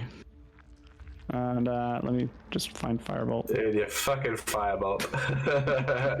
That is a hit. Give me damage. Oh, for Jesus Christ. Sake. He just sparks at this point rather than actual firebolt. Cursed, you gotta get actual dice. 4 ones. Get actual dice, Cursed. I don't know what's That's not. Alright, Tater does a 10 hit. No, lovely. So as it splats across the walls, it tries to hit you again, and just about misses. And we're back with Valen. I am going to. I can't see it from there, so I'm going to move to there. Yeah. And I'm going to cast Sorcerer's Burst again. I'm going to do it as ice. So that is Sorcerer's Burst is a d20 plus 6. That is 12 plus 6, 18. That's a hit. And then 1d8, which is that one. 7 ice damage. 7 ice damage. Just, oh, another card. Yeah, give me a card. Which card? We're gonna do the Ace of Spades. Ace of Spades. Nice, I love it. Yeah, so how are you doing that? You holding the card and the frost coming from it? I'm just gonna, I'm gonna sort of pull the card, spin it sort of like, it's gonna sort of sit on top of this finger. I'm gonna sort of like flick it to spin it on my finger, and then just grab it and just, and then just like, it turns like an icicle as it flies and just straight through. Nice, yeah, and it kind of like shatters inside it. You can see the liquid parts of this jelly like crystallize and then immediately vaporize and sizzle away. Tata, you're up. Smash! Give me a tech roll. All Tata can do is smash. God, it's a good thing I got 12. I rolled 2 nat ones. I know how that feels. I rolled a nat one last roll, and then I rolled a nat one the other one. This time. All right. So yes, 12. 12 to hit. Yeah. Give me damage. 6. 6. Oh yeah, of course. Cool. Grandolph, you're up. Bye. Right. I've said it before. I'll say it again. An oldie but a goodie. Firebolt. That's a hit. 6 away. I can 6. go. Let's fucking go. That's not a 1. All right. So yeah, it's looking quite weak now. It's shrinking away, and it's gonna swing back at Tata. Does a 12 hit? Oh. No, it does not. So we're back to Valen. It's annoying because now it keeps missing, and I've just remembered what ability I have, which I could have used earlier. Fuck it, same again. I'm just gonna Sorcerous Burst again. Cool. I'm gonna use. So it's poison. It's acid, isn't it? That it already does. I'll just stick with Frost. Frost makes sense for trying to stop slime that can move. So Cool. D20 again. So that is a 7 plus 6. That's 13. 'Tis a hit. Give me damage. I said it was a. Yeah, D8. 5 again. So this thing is looking same very, again. very weak. We're gonna send it like 7 of clubs. Fuck off. Icicle in. Jobs are gone. All right, Tata, you That'll be are the smashing. There we go, 17. That's better.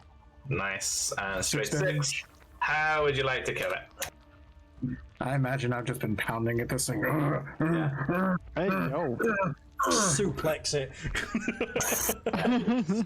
Slam it down on it. Just the jelly is splattering everywhere. Grandolph and Valen, you've never seen Tata like this. He is very, very angry, and he just slams Guy. Are we back? There we go. Aw. That's a pigeon. We're fixed. Sorry, guys. Bye. I think pigeon's the DM now. Caw. Oh, where's Pidge? Meow. Oh, it's a cute kitty Oh, cat. there. I can just see the ear. Hi. Pidgey, Pidgey, Who's a cute Pidgey. kitty? Who's a? Look at the camera. Come on up. Never Oh, mind. a curse. That VTube, that PNG tube looks great. I bet whoever made that is so sexy and smart. There he goes. Oh, Yeah, Lily is great, actually. Yeah. Fuck right off. I didn't. Did Lily do the original drum? Yeah. Oh, Lily. Or Lizzie. Sorry, Lizzie. Oh, Lizzie. Pidgeys are Li- DM now. Sorry, my bad. Lizzie is sexy and smart. I'm sexy and smart. Nate's Yeah, here. you both are fucking. You both are great. Like, honestly, I'm very appreciative of it. Like, I mean, look how cool it is. Look how cool it is, guys. It is the plan. Guys. Look how cool it is. what? That's cool. I'm confused. The thing is, these guys can't see it because it's not in the Discord. It's just on the stream. No, I see it on the screen. I just don't know what he's doing. So yeah, so while Mateo's just still pummeling the floor whilst the thing's already dead, I'm just gonna hobble up to him because I mentioned to be like, "Sun's getting real low, big guy." Nice. So I think it's dead. Bye. Cool. Yeah, everything is done. So, the room you are standing in. So, It is quite an empty room. It's held after everything else. You can see the rubble that you've encountered so far. There are 4 stone pillars. The one here looks like it has been sort of carved, as if someone is trying to dig through the pillar, looking for something. Well, what I'm going to quickly do as well is I'm going to cast Healing Word on myself. Yeah. I'm going to use one of my level 2 slots because I can't use level 2 spells yet, so there's no point keeping them. I'm just going to use a level 2 to cast a level 1. So that is 1d4 plus 4. Now, give me a bit of extra health back because I don't quite like being at 5. So that is an extra 2, 3, 4, 5 health. Oh, I'll take 10, that works for me. Or why would they be looking in the pillar instead of on the altars? What I'm kind of curious about, you know. May I roll an investigation check, please, there, by... What are you looking for? Stuff. Anything they might want. Anything that may be out of sort, or anything that might seem of value or merit. Lovely. Give me an investigation check. Aye, will do. What's that on the altar, did you say? Into the owl carrier. He's investigating this pillar here. Investigation. It's real nice. Yeah, you don't find anything out of the ordinary. It is just a big chunk carved out of a stone pillar. Fuck this altar. Or fuck this pillar. What's that, sorry, Mateo? Do I sense anything magical in the room, good sir? What would that be, an Arcana check? Yes, please. Yeah, give it to me. Please, 17. No, you do not. Oh, interesting. Well, nothing in this room. I suppose we should go tell the dwarves that there are 2 jellies dead. Gentlemen! I'm going to Anything stand shiny on the... in the middle of the room. Mm-hmm. This might not work, but I'm going to give it a go. I'm going to cast Thaumaturgy, which is one of my cantrips, and I'm going to use it to instantaneously cause any unlocked door or window in the vicinity to fly open and see if there's any secret doors that are unlocked. Very cool. All right. So, yeah, as you do the spell, what's the range on it? It is. I will tell you in just a second. 30 feet each way. 30 feet. It's a 30 feet radius. It's the whole room. Yeah. Nice. All right. So, a secret door opens up the top here. One by here. One by here. One here. And the pillar just by here, on the opposite side to where you're standing, you hear something open. I fucking love that cantrip. It's a real fucking good cantrip. Hi, bye. I am going to investigate that one then, since I opened it. We'll see what's over there. Cool. So you find there's like a secret door in the pillar, and there's a cavity inside that's packed with dwarven skulls that have kind of tumbled out as the door swings open. At the bottom of the cavity is a stone sort of little chest.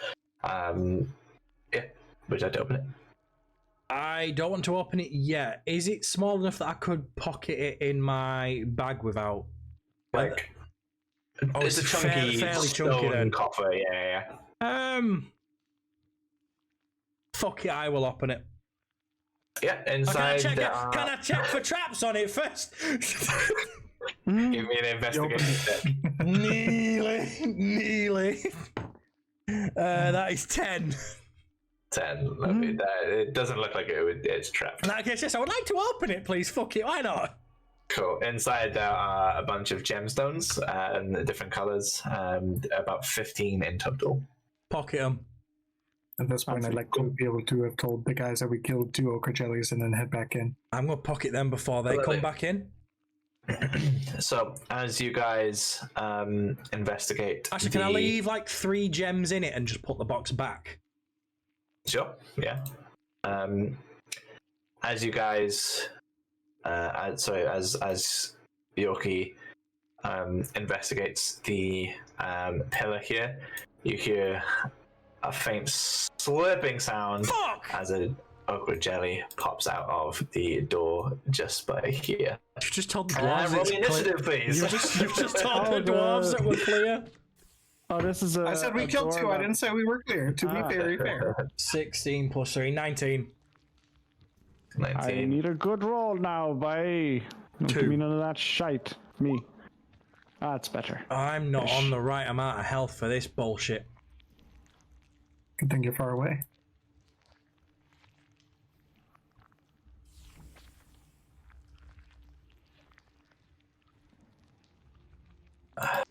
You can do it, Yorkie. I believe in you. At least I get the opportunity to try and use this ability that I wanted to use. Thaumaturgy? Yeah, you open Alright. a few doors. Valen, you're up. I am gonna come there. And I mean, it's easily gonna have enough range because it's a range of 120 feet.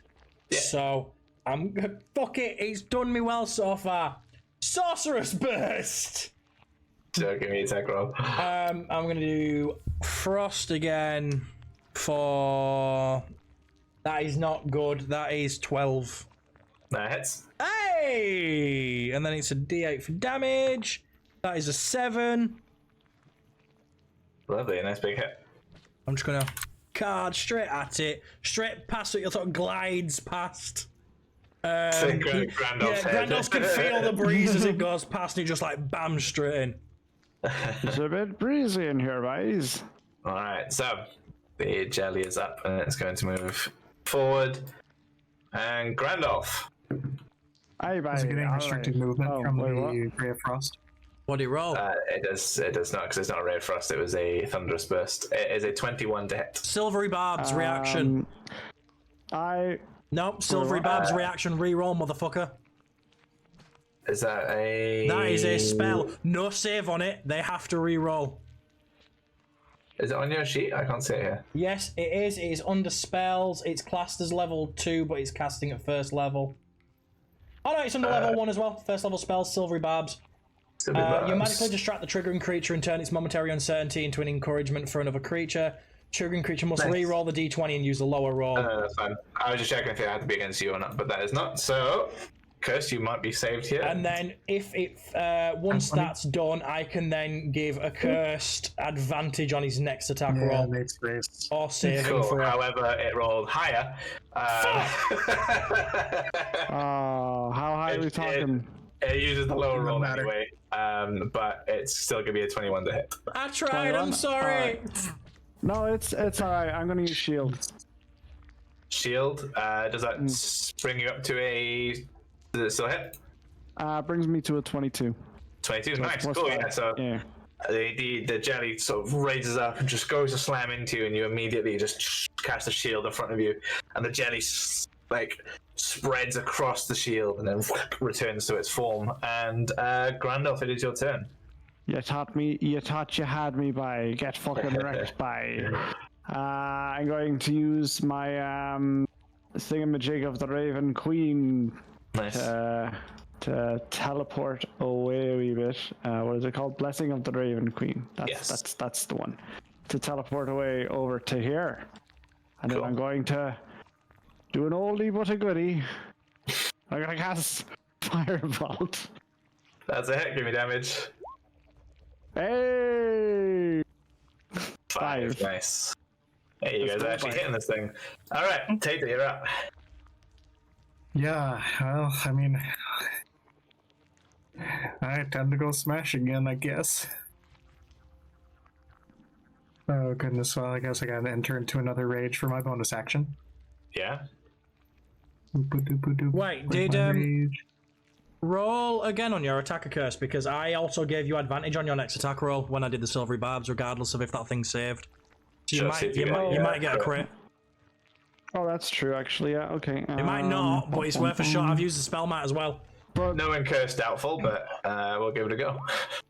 Ooh. I don't think a crit actually. Would it affect a spell like Fireball? Yeah. We chose double does? damage on crits for attack rolls because it is an attack roll. That would have been spicy, but I probably would have rolled a 1 on the damage anyway. You know? Alright, Tata, you swinging for it? Nat 20 plus 5, baby. Nat 20 plus 5. Lovely, so it's going to be 12 Nice. damage in total. So let's see. Nice, so You got the crit. really pissed off that these things keep coming back. Tata just walks up to it and just goes, and a massive chunk of it flies away, and it took a lot of damage from it. And Valen, you alright? I am going to move to this back corner, so I've got a clear line of sight on it, and I am going to use. Don't want to use Sorcerer's Burst again. I feel like I've used that too many times tonight. Working. Works. I am going to use Ray of Frost, which is a standard damage roll.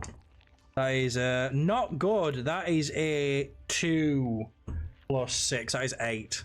That hits. Oh shit! Nice one. And that's 1d8 of damage, which is 6. And its speed is reduced by 10 feet until the start of my next turn.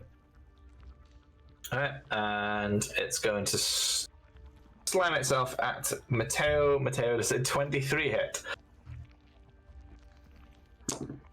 You already know, you bastard. So that's in total, after your resistance, that's a 2 bludgeoning damage plus 3, so 5 total. Yeah. So you're on 22 now. That's fine. We are at Grandolph. Hi, bye. Hello there. Oldie but a goodie. Please live up to the bloody name. You're old, you fucking Fireball. Yeah, give me damage. Fuck yeah. Nice. The little singe as it reels back. And Tata, swing for it, buddy. Let's go ahead and get that advantage, baby. That is going to be a 13. Hits, game your damage. 6 damage. So yeah, 6. I don't know why I keep forgetting that. 6 damage. All right, it is Everything looking else very is weak. but not unarmed strike. Yeah, it is. It is looking very weak at the moment. And Valen, you are up. I wish I could really do a good impression of a cursed accent. I'm going to do an oldie but a goodie, and I'm going to cast. I'm not going to cast Fireball. I'm going to use Sorcerer's Burst again. Fireball. I like Sorcerer's Burst. It's good for me. It makes me I've just realised if I roll an 8 on a d8, I can roll another. Oh, fingers crossed I get an 8 this time. Never mind, I rolled a nat 1. It ain't even going to fucking hit. So, fuck that. I'm ready, Nate. Do it to me. Rocky, roll me damage, please. Roll you a damage. I don't want to roll an 8 anymore. Do it. Do it, Yorkie. Do it. Mateo, I'm so sorry. It's a fucking 8. So is it a choice to roll another one? I don't know. If you roll an 8 for this spell, you can roll. You don't have to, so it's just 8. So I'm sorry, you took 8 frost damage. 8 frost damage. I'm so sorry. Yeah, you slam down into it and you like tear a bit of away, and all of a sudden you just get smacked in the back of the head by an icicle, and just frost screams over your face. Sorry. You just hear a whoopsie in the background as well. So 8, what does that bring you down to then? That brings you down to 40. Oh fuck, I'm so sorry. I'll make it up to you, I promise. Does a 15 Alright, let's 15 ties, so yes. So yes, so that is going to be 3, so 9 total. Oh fuck, you're on 5 health now. The acid really burning you at that point. And Grandolph, you're up. Hello there.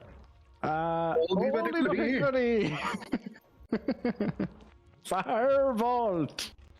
Don't fucking hit me, I swear to God. That one. Imagine! Hey! There we go. Six damage.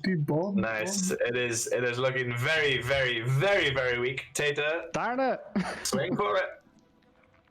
No, I'm gonna. That's gonna be a 21. Yeah, and tell me how you'd like to finish this one. Same as the last one, except this time I'm fueled by a frosty pain in the back of my neck. Did I actually leave it on 1 HP in a dream? You did. Oh my god! Also, Yoki, you realize you've been saying like the Sorcerer's Burst is your favorite. I know you get the D8 thing, but Firebolt is a D10. So you could be doing a little bit more damage with a D10 than a D8. I could, but the choice of 16. different elements is cool. Well, that's true as well. That's quite cool. All right. You guys have defeated another jelly. What would you like to do? Short rest. You're not looking too fine there, laddie boys. Do you want to maybe have a wee little sit down and we can explore these old rooms that have opened up? Let's have a rest. I'm going back out by the friends. I'm gonna take a nap out here. Short resting, yeah? We took out 3 total things. I don't know if they're all gone. Let's short rest anyways, because I can use Song of Rest and we can get some extra healing. Bye bye. I have a sound for short rest on that. I think I get spell slots back on short rest as well, don't I? Bit of a shit sound, but sound. Arcane Recovery. So I get a 1d8 plus 2, which is nice. And then we also all get an extra 1d6 that we can roll with our short rest. Because I've got bad shit. Cool. Mateo, you're going out with the dwarves, yeah? Yeah, just to be a little safer. Cool. So they're like sat down, just munching away, and you come out and they're like, "Hey, all right, lad? That sounded like carnage in there." I'm gonna sort of perch myself up on this sort of bench thing, whatever it is. Is it a bench? There's a door. That's the door. I'm just gonna sort of perch myself next to the door so I can see shit coming out of the all of these. Yeah. All right, so you short rest. You have a little sort of an armor break, so kind of nice. 7 regroup plus 4. I get an extra 11 health for that. Nice. I get 1 spell slot. Yay! For all your hit dice and whatnot. Oh man, that brings me up to just shy of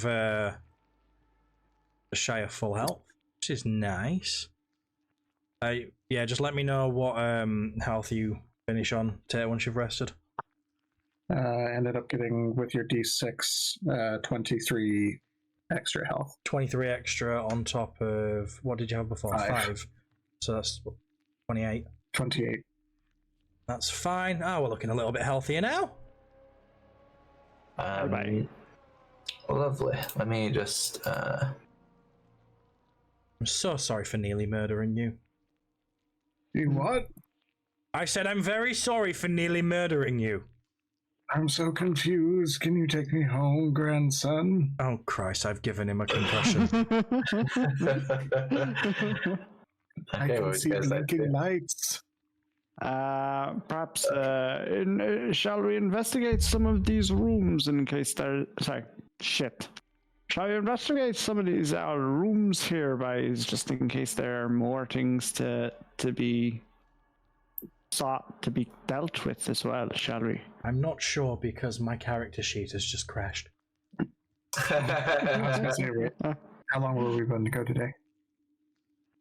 We've got another hour-ish left, depending on what you guys, how we get on. Right. Sound, I'm happy. Wait to see if Dorothy's character sheet comes back up. I'm back on now, you're all good. Yo. Oh, I don't get any spells back. Yeah, you're not a wizard. Makes you feel better, I don't either. Casters, you don't spell honeydew. Yeah, sage. Right, boys. What door do you think looks the most tempting? I'm already going through the secret door. Well, fuck I it. think this star looks fine because Tater's in front of it. I'm peeking. Grandad, do you want to go in the middle so nothing sneaks up on you? I'm peeking. That'd probably be a good idea, Sonny. Thank There you you very go. much for your politeness.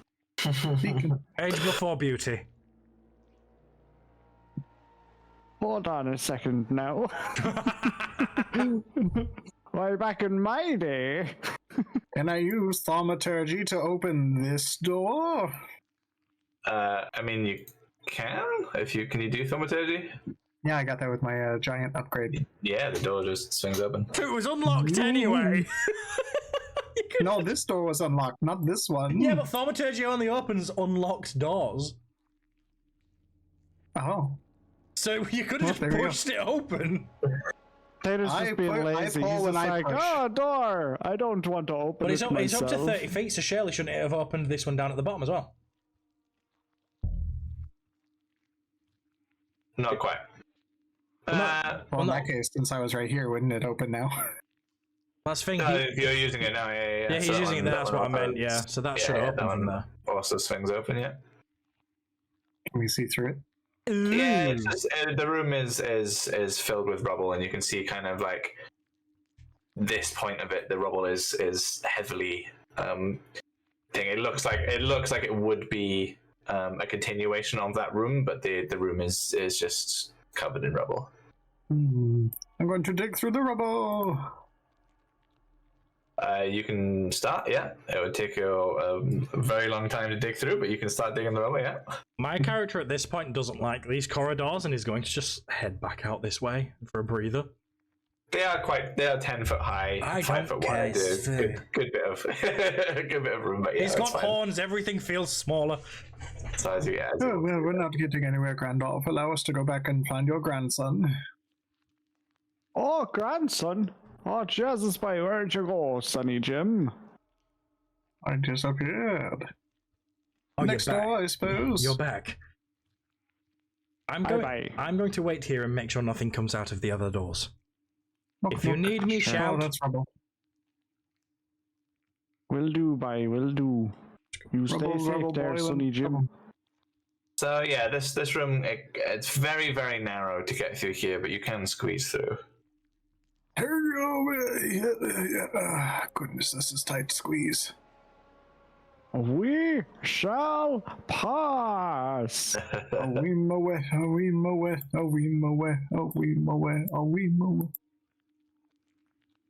Squeezing through here, Sonny, don't mind me. It's a good thing I'm old and scrawny, boy. Oh, my Peek around the belly corner. is like a stack of them old flapjack sorters. Well, I don't think there's anything else in here, so I guess back out we go. And as they appear, I'm just gonna sort of like ready. I'm not gonna throw it. I'm gonna like Jesus fuck. Oh, you're going to shoot us like you did those gnomes? I mean, I was going to shoot you like I did, like I shot you, but I don't think you remember that. Anyway, nothing down that way, no. Nope, and now you're leading the last one since we took the last two. Well, about that. Okay. I'm just gonna slowly go through. I hate this. May I roll a You didn't even check perception, the mate? corner. To see yeah, wait. to see if I notice or ascertain as to why he's not enjoying himself right now. Oh, give me insight, it is- please. Insight? Okay. I think 30 feet would got have a opened boss. this door too. It's all right. I'll Yeah. just. Oh wow, I'll okay, open it I'm by dumb as hand. fuck, never mind. You have no, you're absolutely clueless as to why he the door. Does he swings even open. does he even notice that I'm nervous, or is he just like he's having a great time? Yeah, probably. He's I just wanna absolutely say- clueless. Roll 20, do you I'm want to gonna stop being a dickhead to me, please? That's go like in here, 5 ones. And I'm gonna That's 12. look around to see if there's any indications of if this room continues on anywhere, any secret passages, anything like that. Yeah, give me a perception check. I can do. All of us. That is 9 plus 2, 11. Cool. So there is a secret door. Just here. Okay, it won't go halfway now because it's fucking grid. So it opens up into here. Beautiful. Would you say I've done enough now? Please, can one of you take the lead? Please. Can I do my insight? You look like you're enjoying yourself down there a bit. I'm having the time of my life. So, Tato, what was the insight to see why Yorkie's scared? Yeah. What number? Sorry. 13. 13. Yeah. So you ascertain he's nervous. You don't know why. You're nervous. Why? You don't do subtext very well, do you? No. I find it waste time. I don't know why I'm acting surprised after last night. Look, I don't like confined spaces, okay? Nothing good ever came from being closed in. Ah, well, why didn't you say so earlier? We would have chosen a different mission. I literally said I don't want to be underground! But not that you didn't like closed spaces, just that you didn't want to. Subtext! Tater, subtext! I don't do it. Clearly. If you want something from me and you want understanding from me, you must be direct. Fine, I'll be direct. Take the fucking lead. Well, I shall pick corners as long as I go. Doop-a-doop-a-doop. Lovely. So you enter.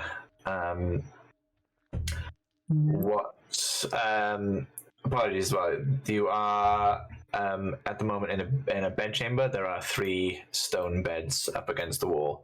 Okay.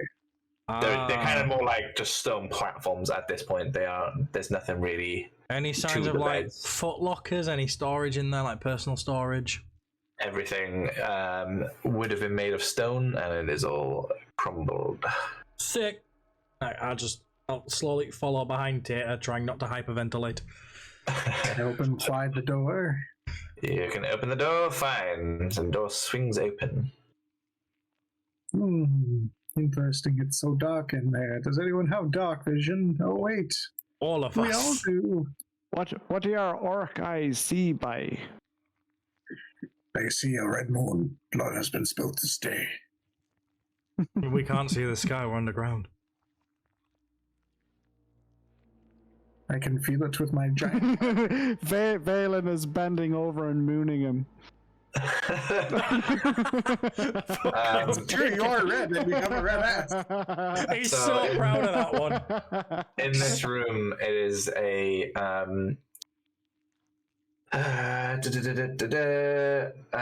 there is at the end. So in this room, on either side, there are 2 not huge, but they're stone wardrobes. Ooh. Interesting. Well, this must be the walk-in closet. I believe that we must then go into whatever this other room is. If you want to peruse what rags are left, then I suppose that's up to you. Open. You go inside here? Yeah. Yeah, the door opens fine. I'll go have a mooch inside the so wardrobe. Inside this room. I was also going to as well. Sure. So we'll go Tata first. So Tata, inside this room is it is the other side of where you just were. You kind of piece together because it's the rubble. Knowledgeable. It is the rubble. You can see a skeleton and just legs are completely encased by the rubble. It's sort of reaching out, and you ascertain that it was crushed under the rocks, and it is wearing what looks to be like leather armor, but it is all kind of rotten and most of it faded away. And around its neck is a holy symbol. Can I use religion? Yes. Give me a religion check, please. Nat 20 plus 2. Let's go. Nice. So you recognize the symbol as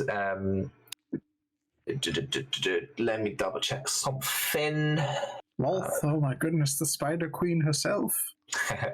Not quite.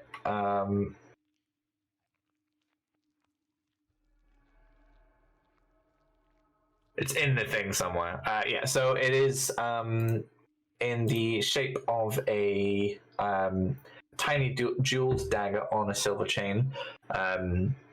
You recognize it as the holy symbol of Abathor, the dwarvish god. Is it the god of greed? Anyway, let's go ahead and grab it off the corpse and then take it with us. Lovely. As we away. Kirst and Yoki, you said you were going in the wardrobes? Yes. Could I ask him to take the? I'm going to ask him to. Could you pick up that leather armor there as well? I have a spell that might be able to repair it as well. Sure, bye. I have mending, so that might actually. You have.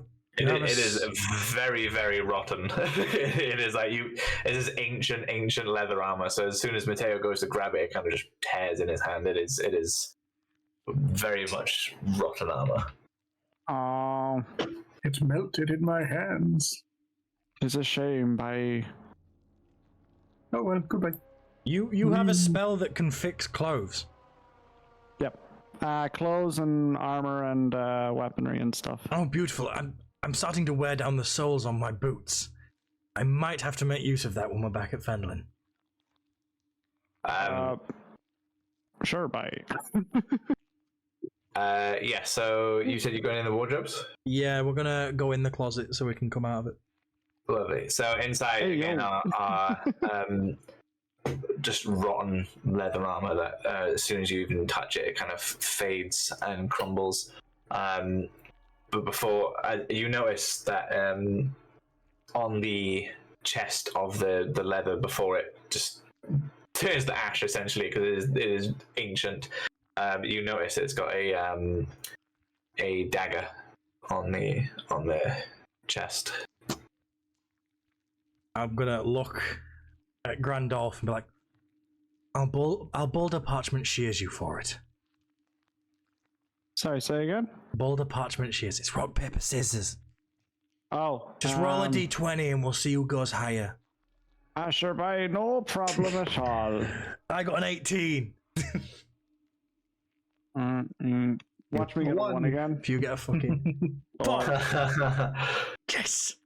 So what are you rolling for? I don't know. I think he wants the dagger. We're seeing who sigil. we're boulder parchment shears in on it, see who wins rock, paper, scissors. So I won. I'm gonna say dibs, and I'm just gonna put it in my pouch. It's just a symbol on the leather armor itself. Oh, so it's right. like I thought it was like an amulet. It's not an actual dagger. No. It is the leather has sort of carved into a dagger shape. I thought you meant it was like left behind. I got excited. Never mind. I've just called dibs on Ash then. Great. Yeah, so you go, cool, mine, grab it, and it just rips apart in your hands. I lost on purpose. I was just like, yeah, sure, we can have it. Yeah. Yorkie went rock, and you went scissors. Should we way off now, boy? He's already on his way out the door. Yes, please. So before you left, before Mateo, while you're here, you do notice just through the rubble here, you can kind of see a bit of a tunnel going through. Sounds like your way, Valen. You shall sit this one out, but I don't know if we can fit through there. It's like some small holes you can see, but you can see that it does go through. Old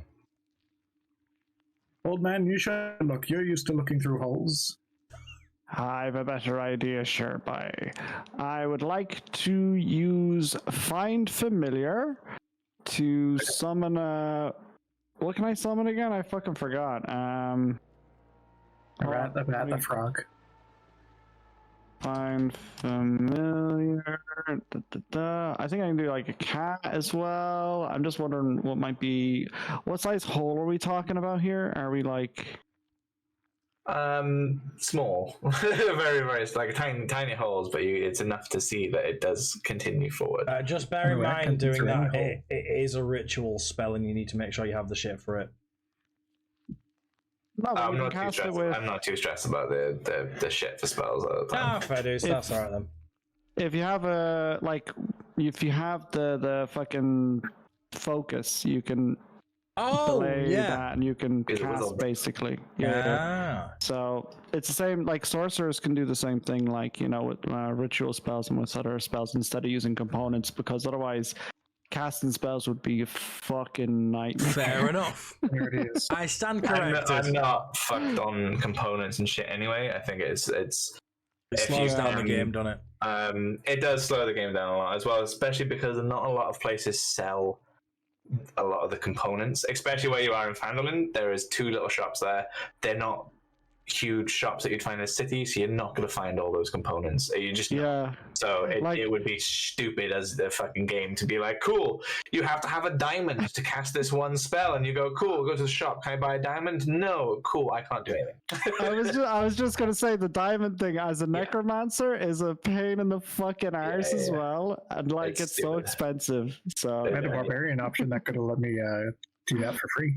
For you. yeah, I know. Well, that's only for one specific spell though, in a specific circumstance, and only for you.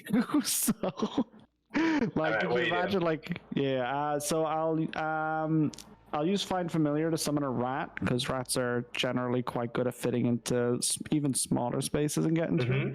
It's like me, you. Hello there, Jimmy. How are we going today, bye? Could you?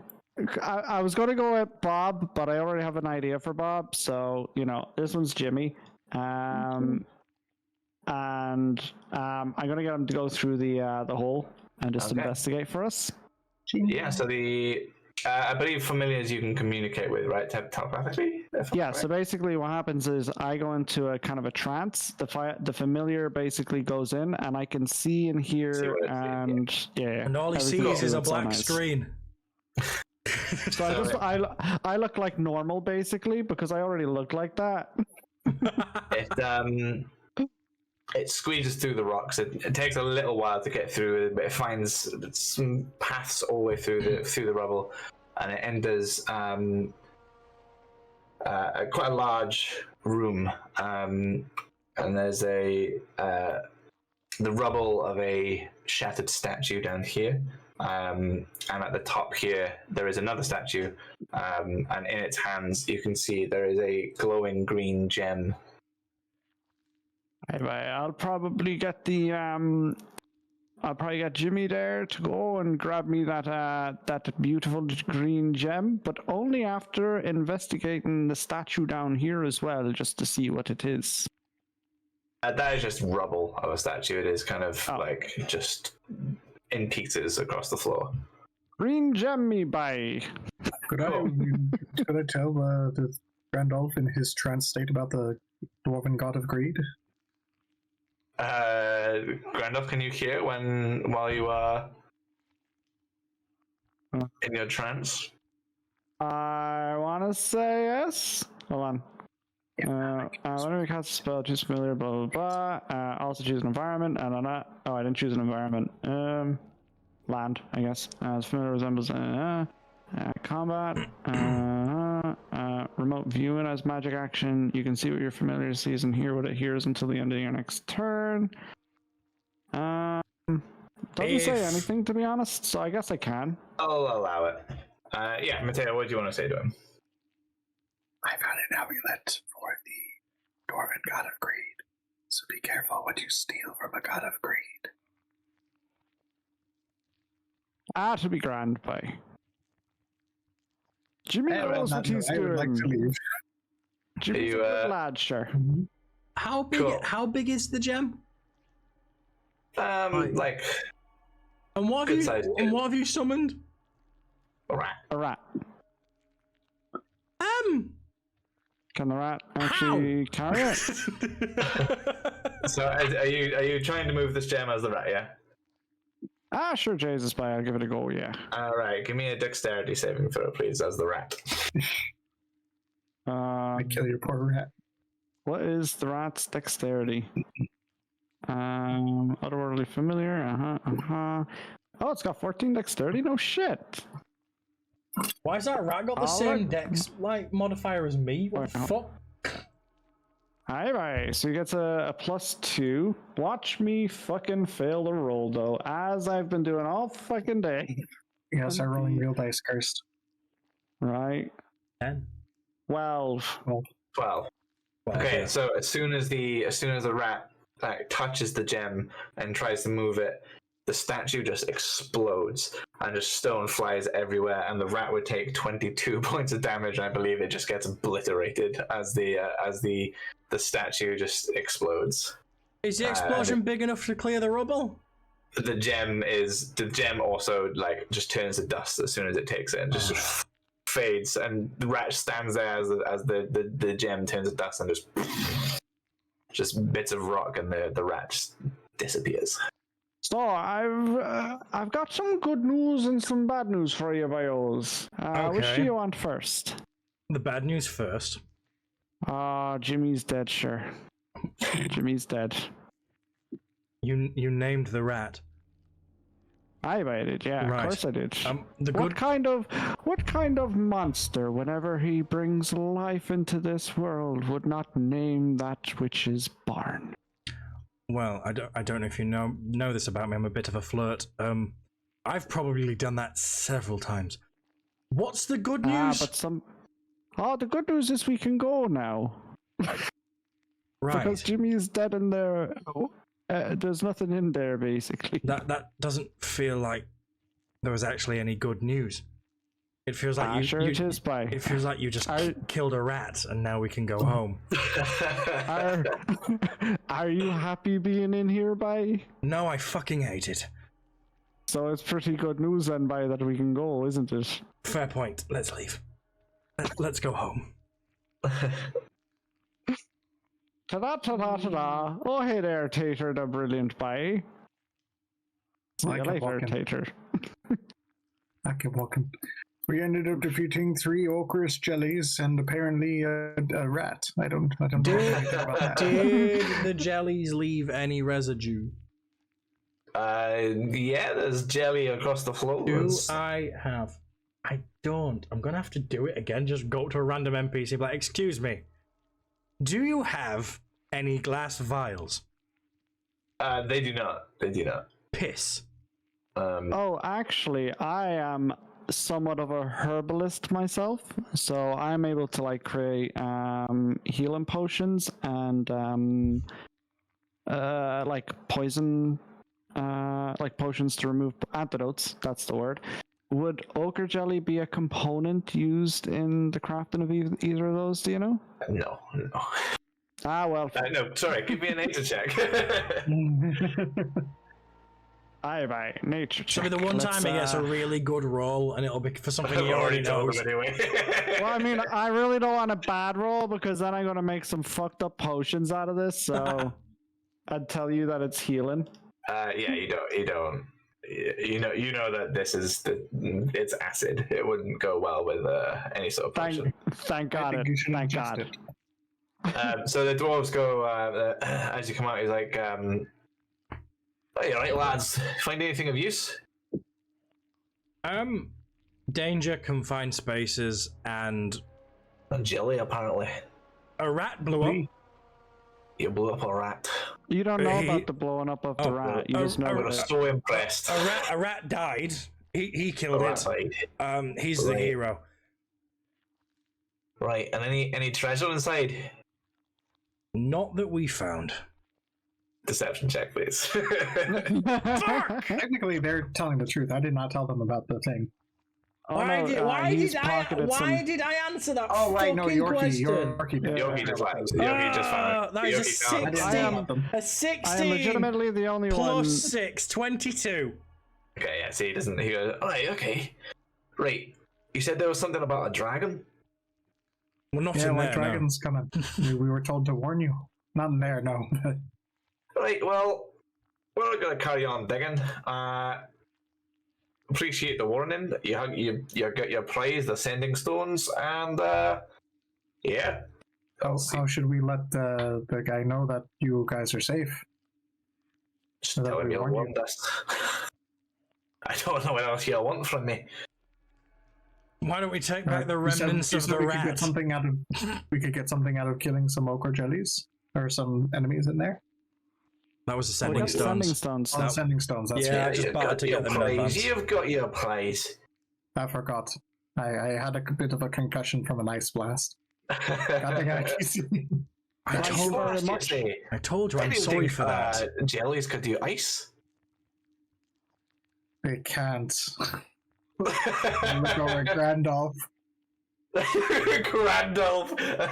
The dwarves also then look at Grandolph and they like they shake their heads and they carry on inside. Wait, did you just tell the dwarves that Grandolph did it? I was confused. I didn't see who did it. That's a fair point. Who did what? Sorry. Valen hit Tato with an ice blast and then told the dwarves about it, and he looked at you as if you did it.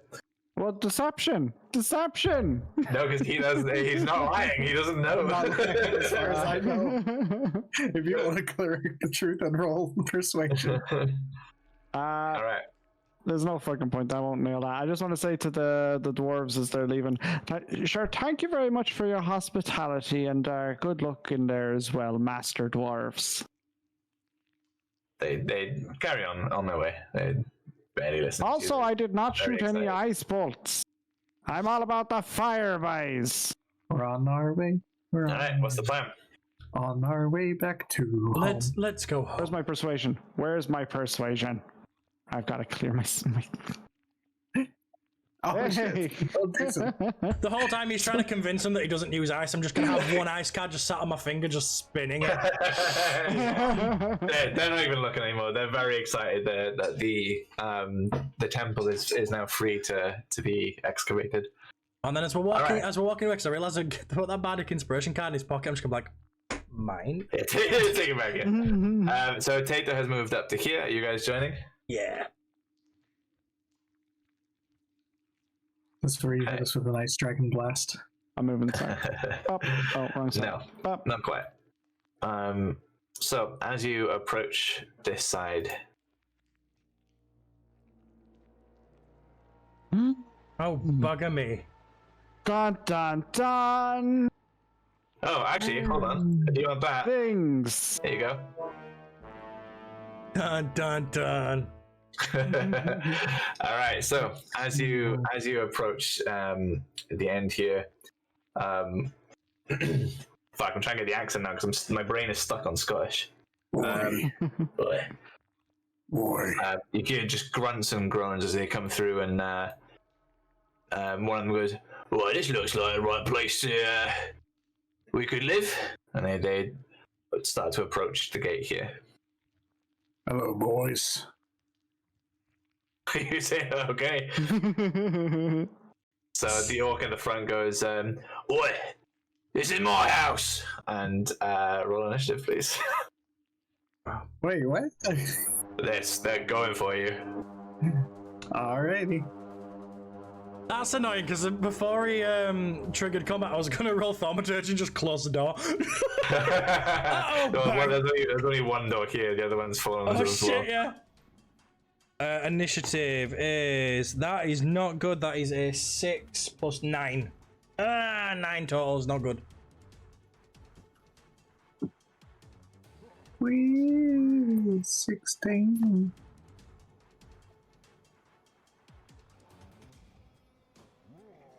Is the music choppy for anybody else? It's not for me. Oh, no, it's fine for me. Giving the combat a wee bit of an edge as well, you know? What was your initiative? Sorry, Valen? 9. 9. Not great. Well, the orcs also did not roll very well, so don't panic about that. Good. Take that you got 16, yeah? Mm-hmm. Alright, so you are going to be first. In that case, I am going to cast Thaumaturgy. And do what? Except in this case, you know what I'm going to do? Yorkie, do you want to tell them what I'm going to do? Are you going to close the door? No. I'm going to use booming voice. My voice booms up to 3 times as loud as normal. And for the duration, I have advantage on charisma intimidation checks. So then Okay. I'm going to intimidation. Say, "Oi, I'm the lead orc here." Alright, give me an intimidation roll with advantage, please. That's going to be a 16. And what is my actual intimidation? Is +1. So, wait, shit. What did I say? 14 + 1, 15. Okay, so two of the orcs they stumble back and they look at you like, you what? And the third orc here, he goes, no, you're not. He still raises his axe again. The other two are a little bit confused at the moment. Is that the end of your turn? Bonus action into a rage. Cool. Are you growing? Because you are in quite an open space. Yes, I am growing up to large, which is triple my size. So I will go to 18 foot 6 inches. Nice. So you just take up the space here in front of the gate. Yeah, very intimidating to the orcs. So this orc is up, and he's going to immediately charge forward. He's going to 10. I assume does not hit. Nope. Amazing. So that's his turn. Grandolph, you're up. Yeah. Oldie but a goodie. Well, I mean, Mateo's kind of blocking the way here as well. How far away are these two from each other? 10 foot. 10. Oh yeah, it says there. All right, so they're a little too far away for that. I'm just going to cast magic missile. Yeah. I'm gonna have one hit him, one hit him. Sorry, I have two hit him and one hit him. Okay.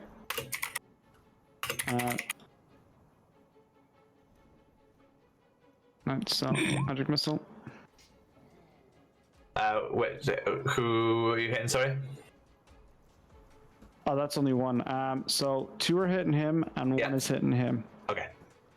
So, so that's one, and I have to do it 2 more times, don't I? 2, 3. Cool. So the first two hit him for 7. Quick maths. And 13. Lovely. Yeah, are you doing anything else? No, that's pretty much all I can do. Apologies, it would have been Valen's turn. I mixed up the two. Nah, you're all good. You're all together anyway. So Valen, it is your turn. I'm going to try and see if we can do this without fighting them. I am going to use minor illusion. It says it can be up to a 5-foot area, so I'm going to take that in a line. I should be able to summon maybe a minor illusion of 2 or 3 people. And I'm going in a 5-foot area is one. A person fits in a 5-foot area. One person. All these squares that you're stood in is 5 foot. You encompass the space of a 5 foot, 5 foot square. I'm gonna try and summon another orc. Okay. In full guard armor, shield and everything, to sort of back up Mateo from behind. And as I do it, I'm going to shout in my best orc impression, "Get the battalion, we're under attack." Alright, give me a performance check. Please work. That is a 15 plus 6, that is 21. Okay. So yeah, you summon the, where are you summoning it? Sort of like next to Mateo, yeah, so they can see it. Yeah. So he's gonna sort of like have him sort of like he's sort of coming out from behind him, like he's run up behind him. He's just gonna stand there, proper poised and ready to go. He's not gonna say anything because I can't make them make noise, but it's gonna sound like there's someone else behind, sort of shouting. All right. So these other two orcs here, this one's gonna very slowly move forward. They've still got their weapons, but they're a bit unsure. They both look at each other and go, "I didn't know he was the leader." "No, he's not the leader." "No, he just said he's the leader. And he's got a battalion. He's got an army back there." "Oh, fucking hell." And they're kind of very confused at the moment. And that'll be their turn. Back to Tata. Mm-hmm. Well, I'm just checking one thing about damage when it comes to rage, because I think it's just advantage. Yeah, it's just advantage on strength checks, which is going to be for my great axe, which has now grown to 3 times the size, so it's just enormous fucking thing. Does it do more damage then? Is that does it say anything about damage? Or anything? It should. Let me go ahead and pull that one up. Yes, so instead of +3, it goes to 1d12 +5. Cool. So, well, first I need to make sure I hit, but I get advantage on all strength-based attacks. So, Nice. minimize that. Okay. I'm gonna hit the main guy in front of me. Yeah. Great axe. That is going to be. Oh, fuck! I rolled a 5 and a 6. 6 plus 5 is 11. That does not hit. So you get advantage? Is that with advantage? Yeah, I rolled a 5 and a 6. Oh, painful. Yeah. Right, so yeah, so you're not quite used to this size yet. You've not done this before, so you're a bit not wobbly, yeah, a little bit wobbly, and you kind of you swing your axe and just hit next to him, and the orc in front goes, oh, fuck it out, and he is up. No, he's not. Yes, he is. Can I use my bonus action to shove him back into the others? I think shoving is an action.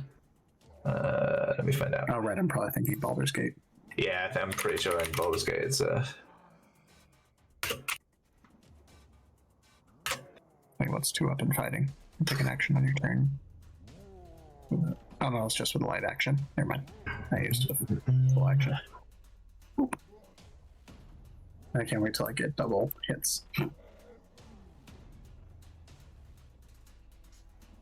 Yeah, I think shoving is like a full action in actual D&D. Push.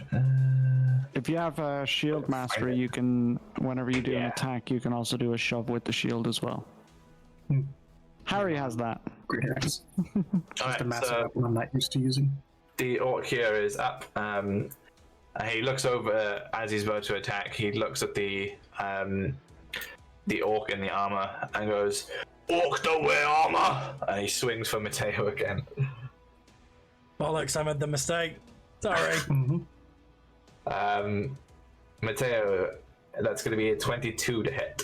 Yep.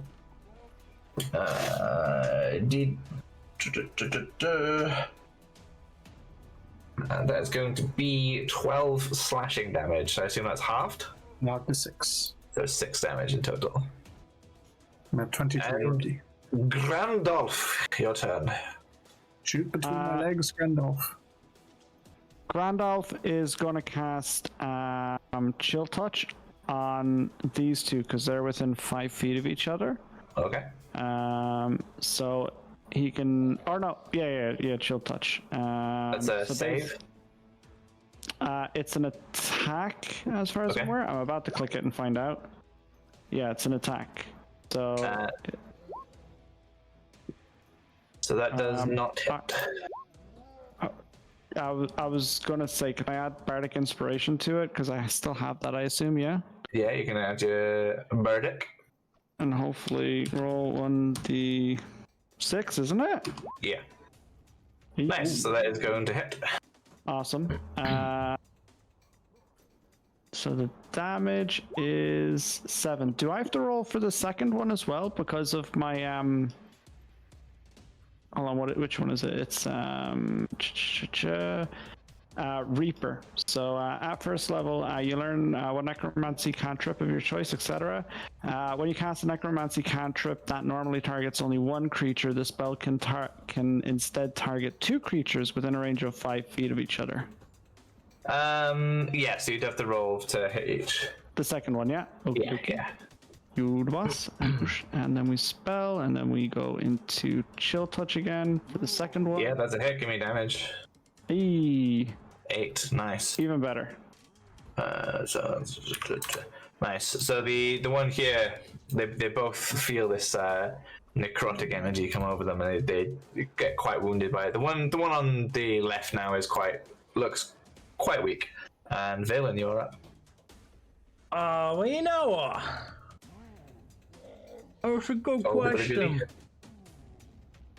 I am going to try. This might not work. I can't realistically get to sort of like here, can I? Because Mateo's occupying that space. He's taking up that space. And if I go there, that bit of wall's stopping me from getting him. If you go here, you can get the one here. But you won't be able to get the other 2, really. Well, I could. Oh, if you're doing... I could get 2 of them. I am going to run up to here. I'm going to cast Color Spray. Okay. Which is a Constitution 14 save.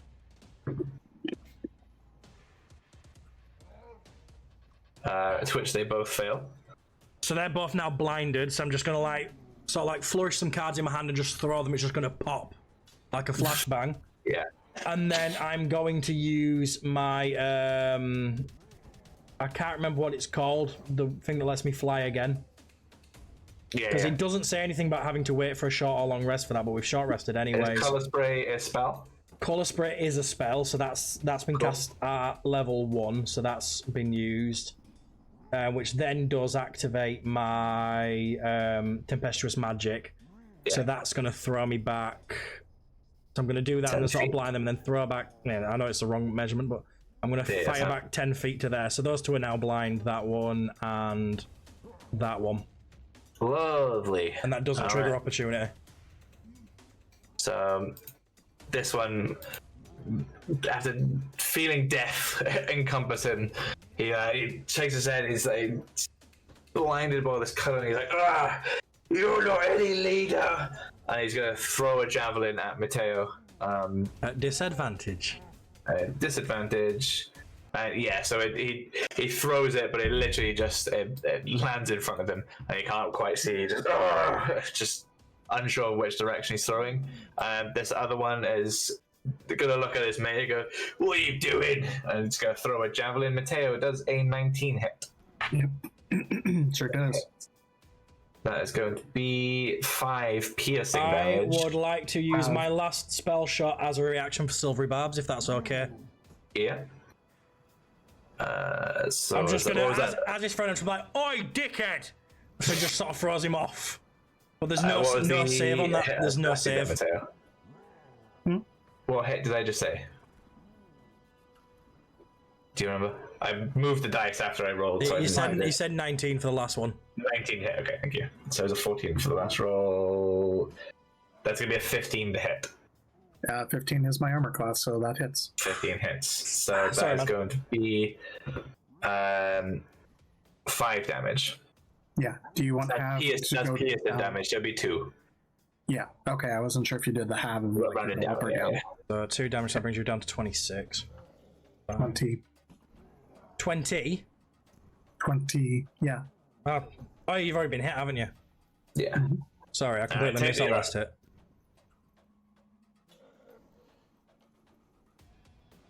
What'd you say? You're up. Oh, sweet. Okay.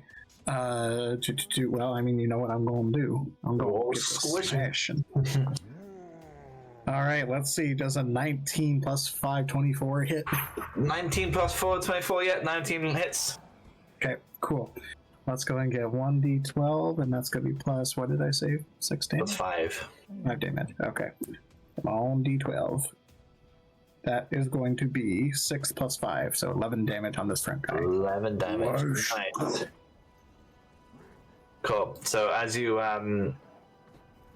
bring your axe, gigantic axe, you swing down at him, and he goes, "Wait, don't I know you?" And you just you cleave him in half, and he splits, clean in half, and both sides. Now he recognizes me. Drop down. Grandalf, you're up. Grandalf is now going to cast another necromancy spell at the 2 orcs again, another cantrip. He's going to cast Toll of the Dead. Cool. Since both are injured, it's not supposed to have a roll, it's supposed to be a wisdom save. Okay. Damn, I didn't set that up properly. Hold what's the DC? We can work on reprogramming it. Let's see, hold on. Let me... wisdom, I think it's a 12, I think. Hold on. What's your spell modifier? Plus 2. Yeah, so it'd be a 12. 2 plus your, what's your spell hit? Because it's plus 2 for your normal speed, then plus 2 for whatever, or plus whatever your spell goes through. What's your wizard, so intelligence? Intelligence, yeah. How much is your intelligence plus? Oh, plus 3.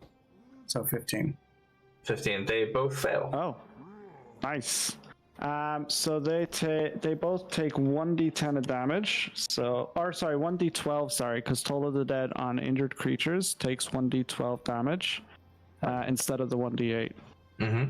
1d12. Oh, Okay, that's for one. darn.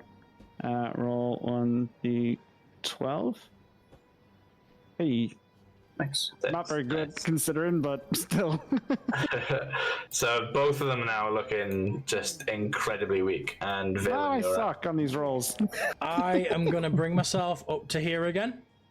So I have line of sight on this guy, and I am going to use Vicious Mockery, which is a Wisdom saving throw of 14. He does not pass. Give me a damage. Oh, that is a... I need to think of a Vicious Mockery to say too. So that is a 4. And I'm going to say, yes, your bum does look big in that. And so he takes 4 damage, and then he's also at disadvantage on his next attack. So as you say that, he looks at his bum and goes, "No, it doesn't," and falls to the ground and dies.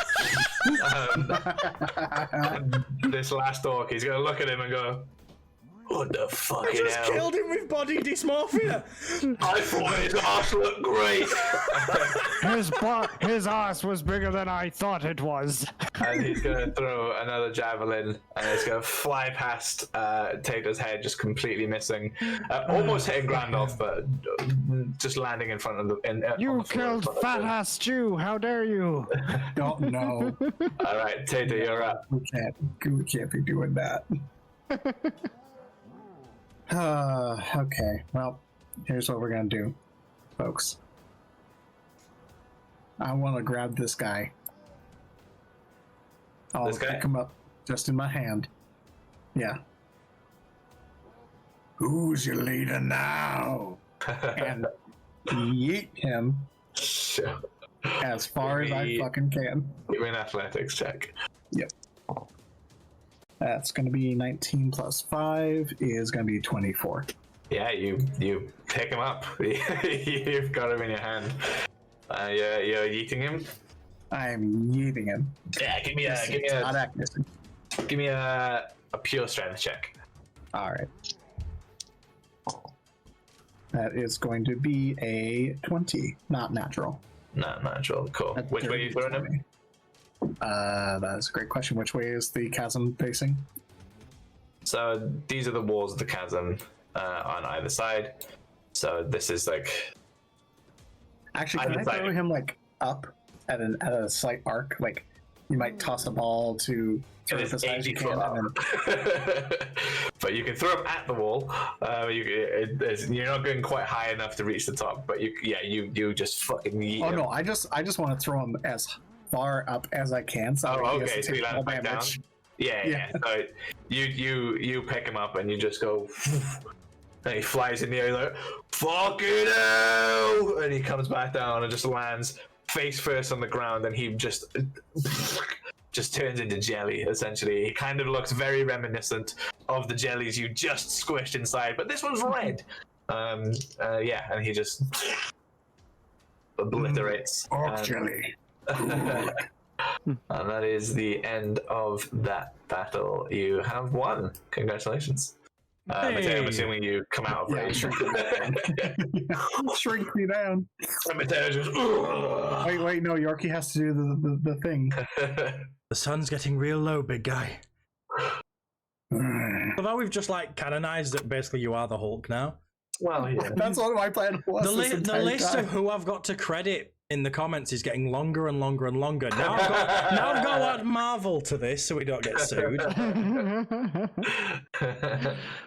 Sure, they won't be needing any of their gear anymore. I was just thinking that. Go and loot them. I would love to loot Big Booty Bob. Big Booty Bob. Yeah. I thought his name was Stu, didn't the guy say? Big Booty Stu then. So, so he has a great axe and he has one javelin left on him. His armor is hide armor. Kind of just looks like mismatch, like pieces of dead animals that have kind of been what you call it, tanned and turned into armor here. Why is this not playing? Play music, damn it! I love how you basically just talked us through the tanning process and then realised when you got to the end of it that you were basically going to say, so it looks like hide. And then realised that's what you were trying to explain, so you couldn't use it as the word. I'm just going to get the little table up for something. Well, you know what, boys? I think that went rather well. So you find one gold piece on him, and you do find one health potion. Oh, nice one. I haven't had a health potion yet. That'll be nice to have in my inventory. What about the other two? Gosh. Well, one of them is goo. Oh. He is splattered across. There's not much left to loot from that guy. But on the other one, if you're looting him, there is 2 gold pieces. Bye. Does he have hide armor or any armor as well? He does have hide armor on, yes. May I use the hide armor? It is... I think hide armor is light armor, so you should be able to. It's got an armor class of 13. Sorry. 12, sorry. That's plus the thing. Oh, no, this one... Is it different hide armor? Can you not pick one with 13? I thought it was 12. Because he's not got any... Oh, he has got +1 to dex. Sorry, apologies. It is 12. Yeah, because it gives 12 plus 2 if you have the dex for it. Hide armor's medium armor. Is it? I'm on the wiki now, yeah. I can wear medium armor as well. Yeah, can you? Sound. In that case, nice one. Until I get something better, at least it means that I don't have to cast mage armor anymore, so it gives me an extra spell slot in the long run. Yay. But I lose 1 armor class, so... I'll take it. What would you guys like to do? Let's go home, boys. Yeah, that's fair enough. I kind of figured that would be your plan there. All right, so you arrive back in Fambalin. We'll just get the old Sirenscape up here. Sirenscape is our music map today. Brought to you by Sirenscape. Thank you, Sirenscape. It's been good. All the associates link. All right, cool. You arrive back at Fambalin. What would you guys like to do? Yorkie, go tell Valen, who's this Yorkie? Valen, go tell the town master that we told them of the White Dragon and killed a few full orcs, not half. I will do. I'm going to head over to the town masters. I'm going to knock on the door. Mm-hmm. And I'm going to say, excuse me. What do you want? I'm very skinny. I won't be a good treat if you're a dragon. Oh, don't do yourself a disservice. I'm sure you're a snack. Anyway, I'm not a dragon. We've just returned from the Dwarven ruins to the southwest. We've warned them. I believe we're entitled to a bit more compensation because nobody told us we'd be walking into an orcish ambush. Oh, give me a persuasion check. That is a 19 plus 6. Nice. He said, well, listen, there's orcs everywhere at the moment. They're ransacking the place. The dragon has shifted them from their home. They've come down from the mountain, and I can't control that, okay? Look, I will give you a little bit extra for your troubles. I apologize that there were things, but I can't control the orcs, okay? Now take your reward. And he slides out 200 gold pieces. I'm assuming that's 50 each, and then the extra 50. Yeah. And then, so we need to divide another 50 up by 3. That's fine. Also, whilst we were there, we saw the dragons heading away from here, so now might be a good time whilst they're away to actually show your face and reassure your townsfolk. Give me a deception check. I'm determined to get this fucker out of this house. That is an 11 plus 6, 17. Will be staying in here. Thank you very much. That dragon can come out anytime. I don't know when it come out. I don't know when it wakes. I don't know when it sleeps. I don't know where it eats. Leave me alone. And he, you can just hear him just like walk away from the door. Out of character. Are we leveling up at the end of this session or no? Just so I know if I'm going to make a choice of if I'm going to buy something at the end of this. You did not. That's fine. I will save my gold for now then. And it is roughly the time to be ending. It is. That's why I was asking. I'll head back then. I'll divvy up. 20 for Yorkie, 10 for Curse. Why is a curse only getting an extra? He didn't take a bit of lick of damage. That is true. Yeah, but I also did the most damage overall between the two fights. I don't know about that one. I don't know. I don't think you did.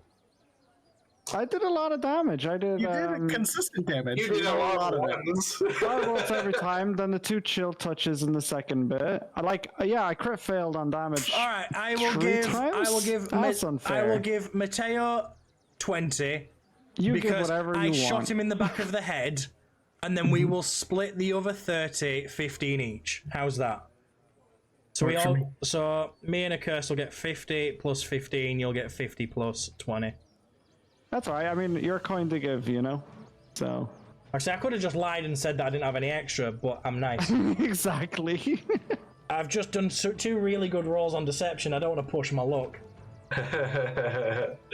Yeah, I had a fucking awful day with the ones. I swear to God. My fucking notes are so mad right now. Go on. Take it from me. So it is. It's quite late. It's late now. It is dark out.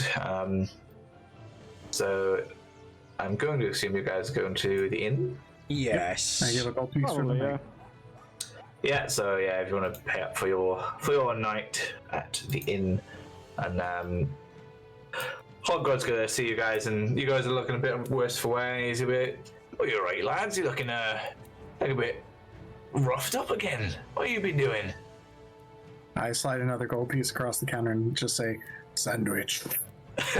You're like, right. And what's a sandwich? Bread, meat. Bread and meat. Right, I can do that. I'm just watching this unfold going, that sounds amazing. I want one of those.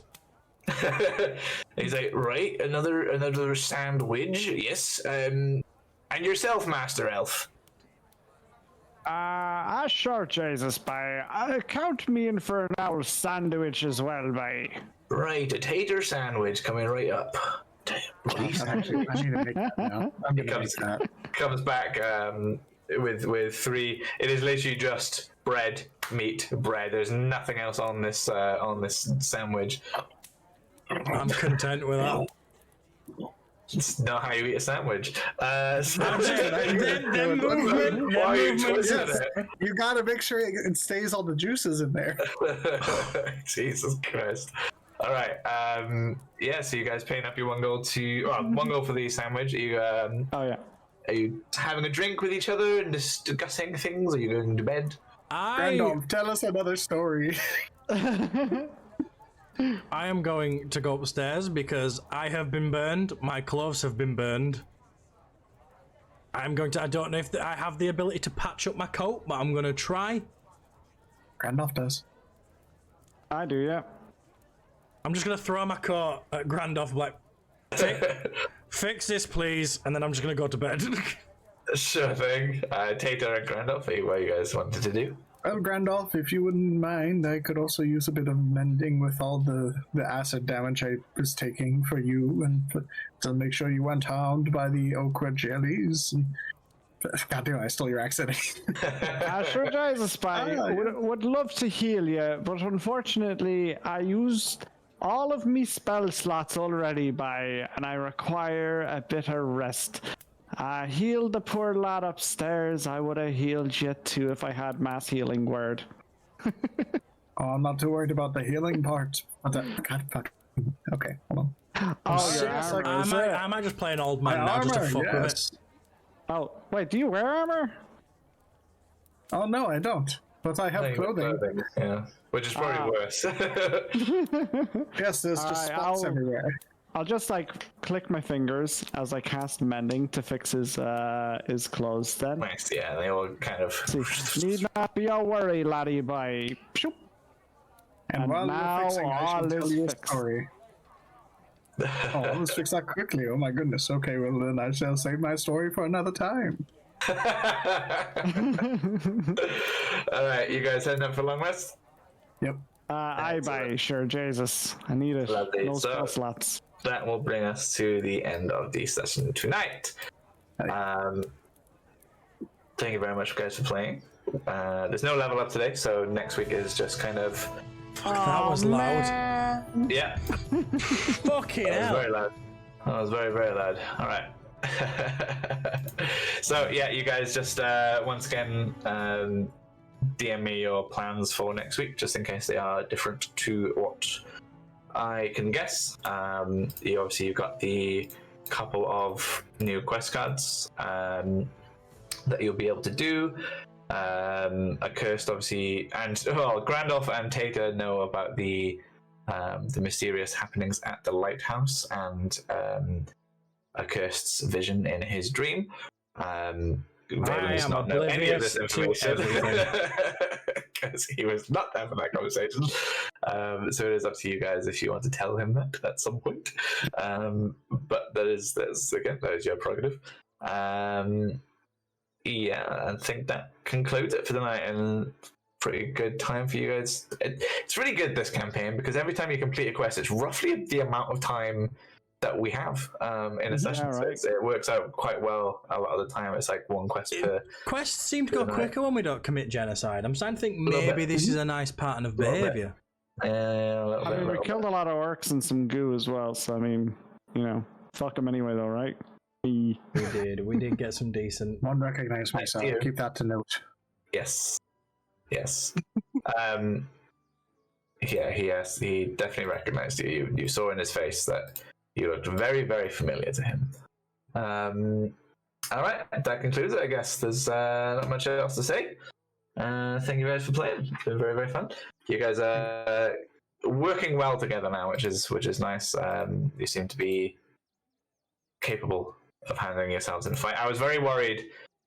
I told Lily before we started, I was like, well, I may end up having to make a character and bring them in just to in case they can't do it. But you guys did well. Party who You guys did really, genocide really well. together, stay together. Well, all right. Live that by the is- firebolt, die by the firebolt, you know? that I'd is rather the not end. die. Chat, thank you very much for tuning in. Guys, thank you very much for playing. And I will speak to you all very, very soon. Next session next week. Goodbye, Have a good everyone. night, Always everybody. remember Yeah. sandwich. Bye, Until next everyone. time.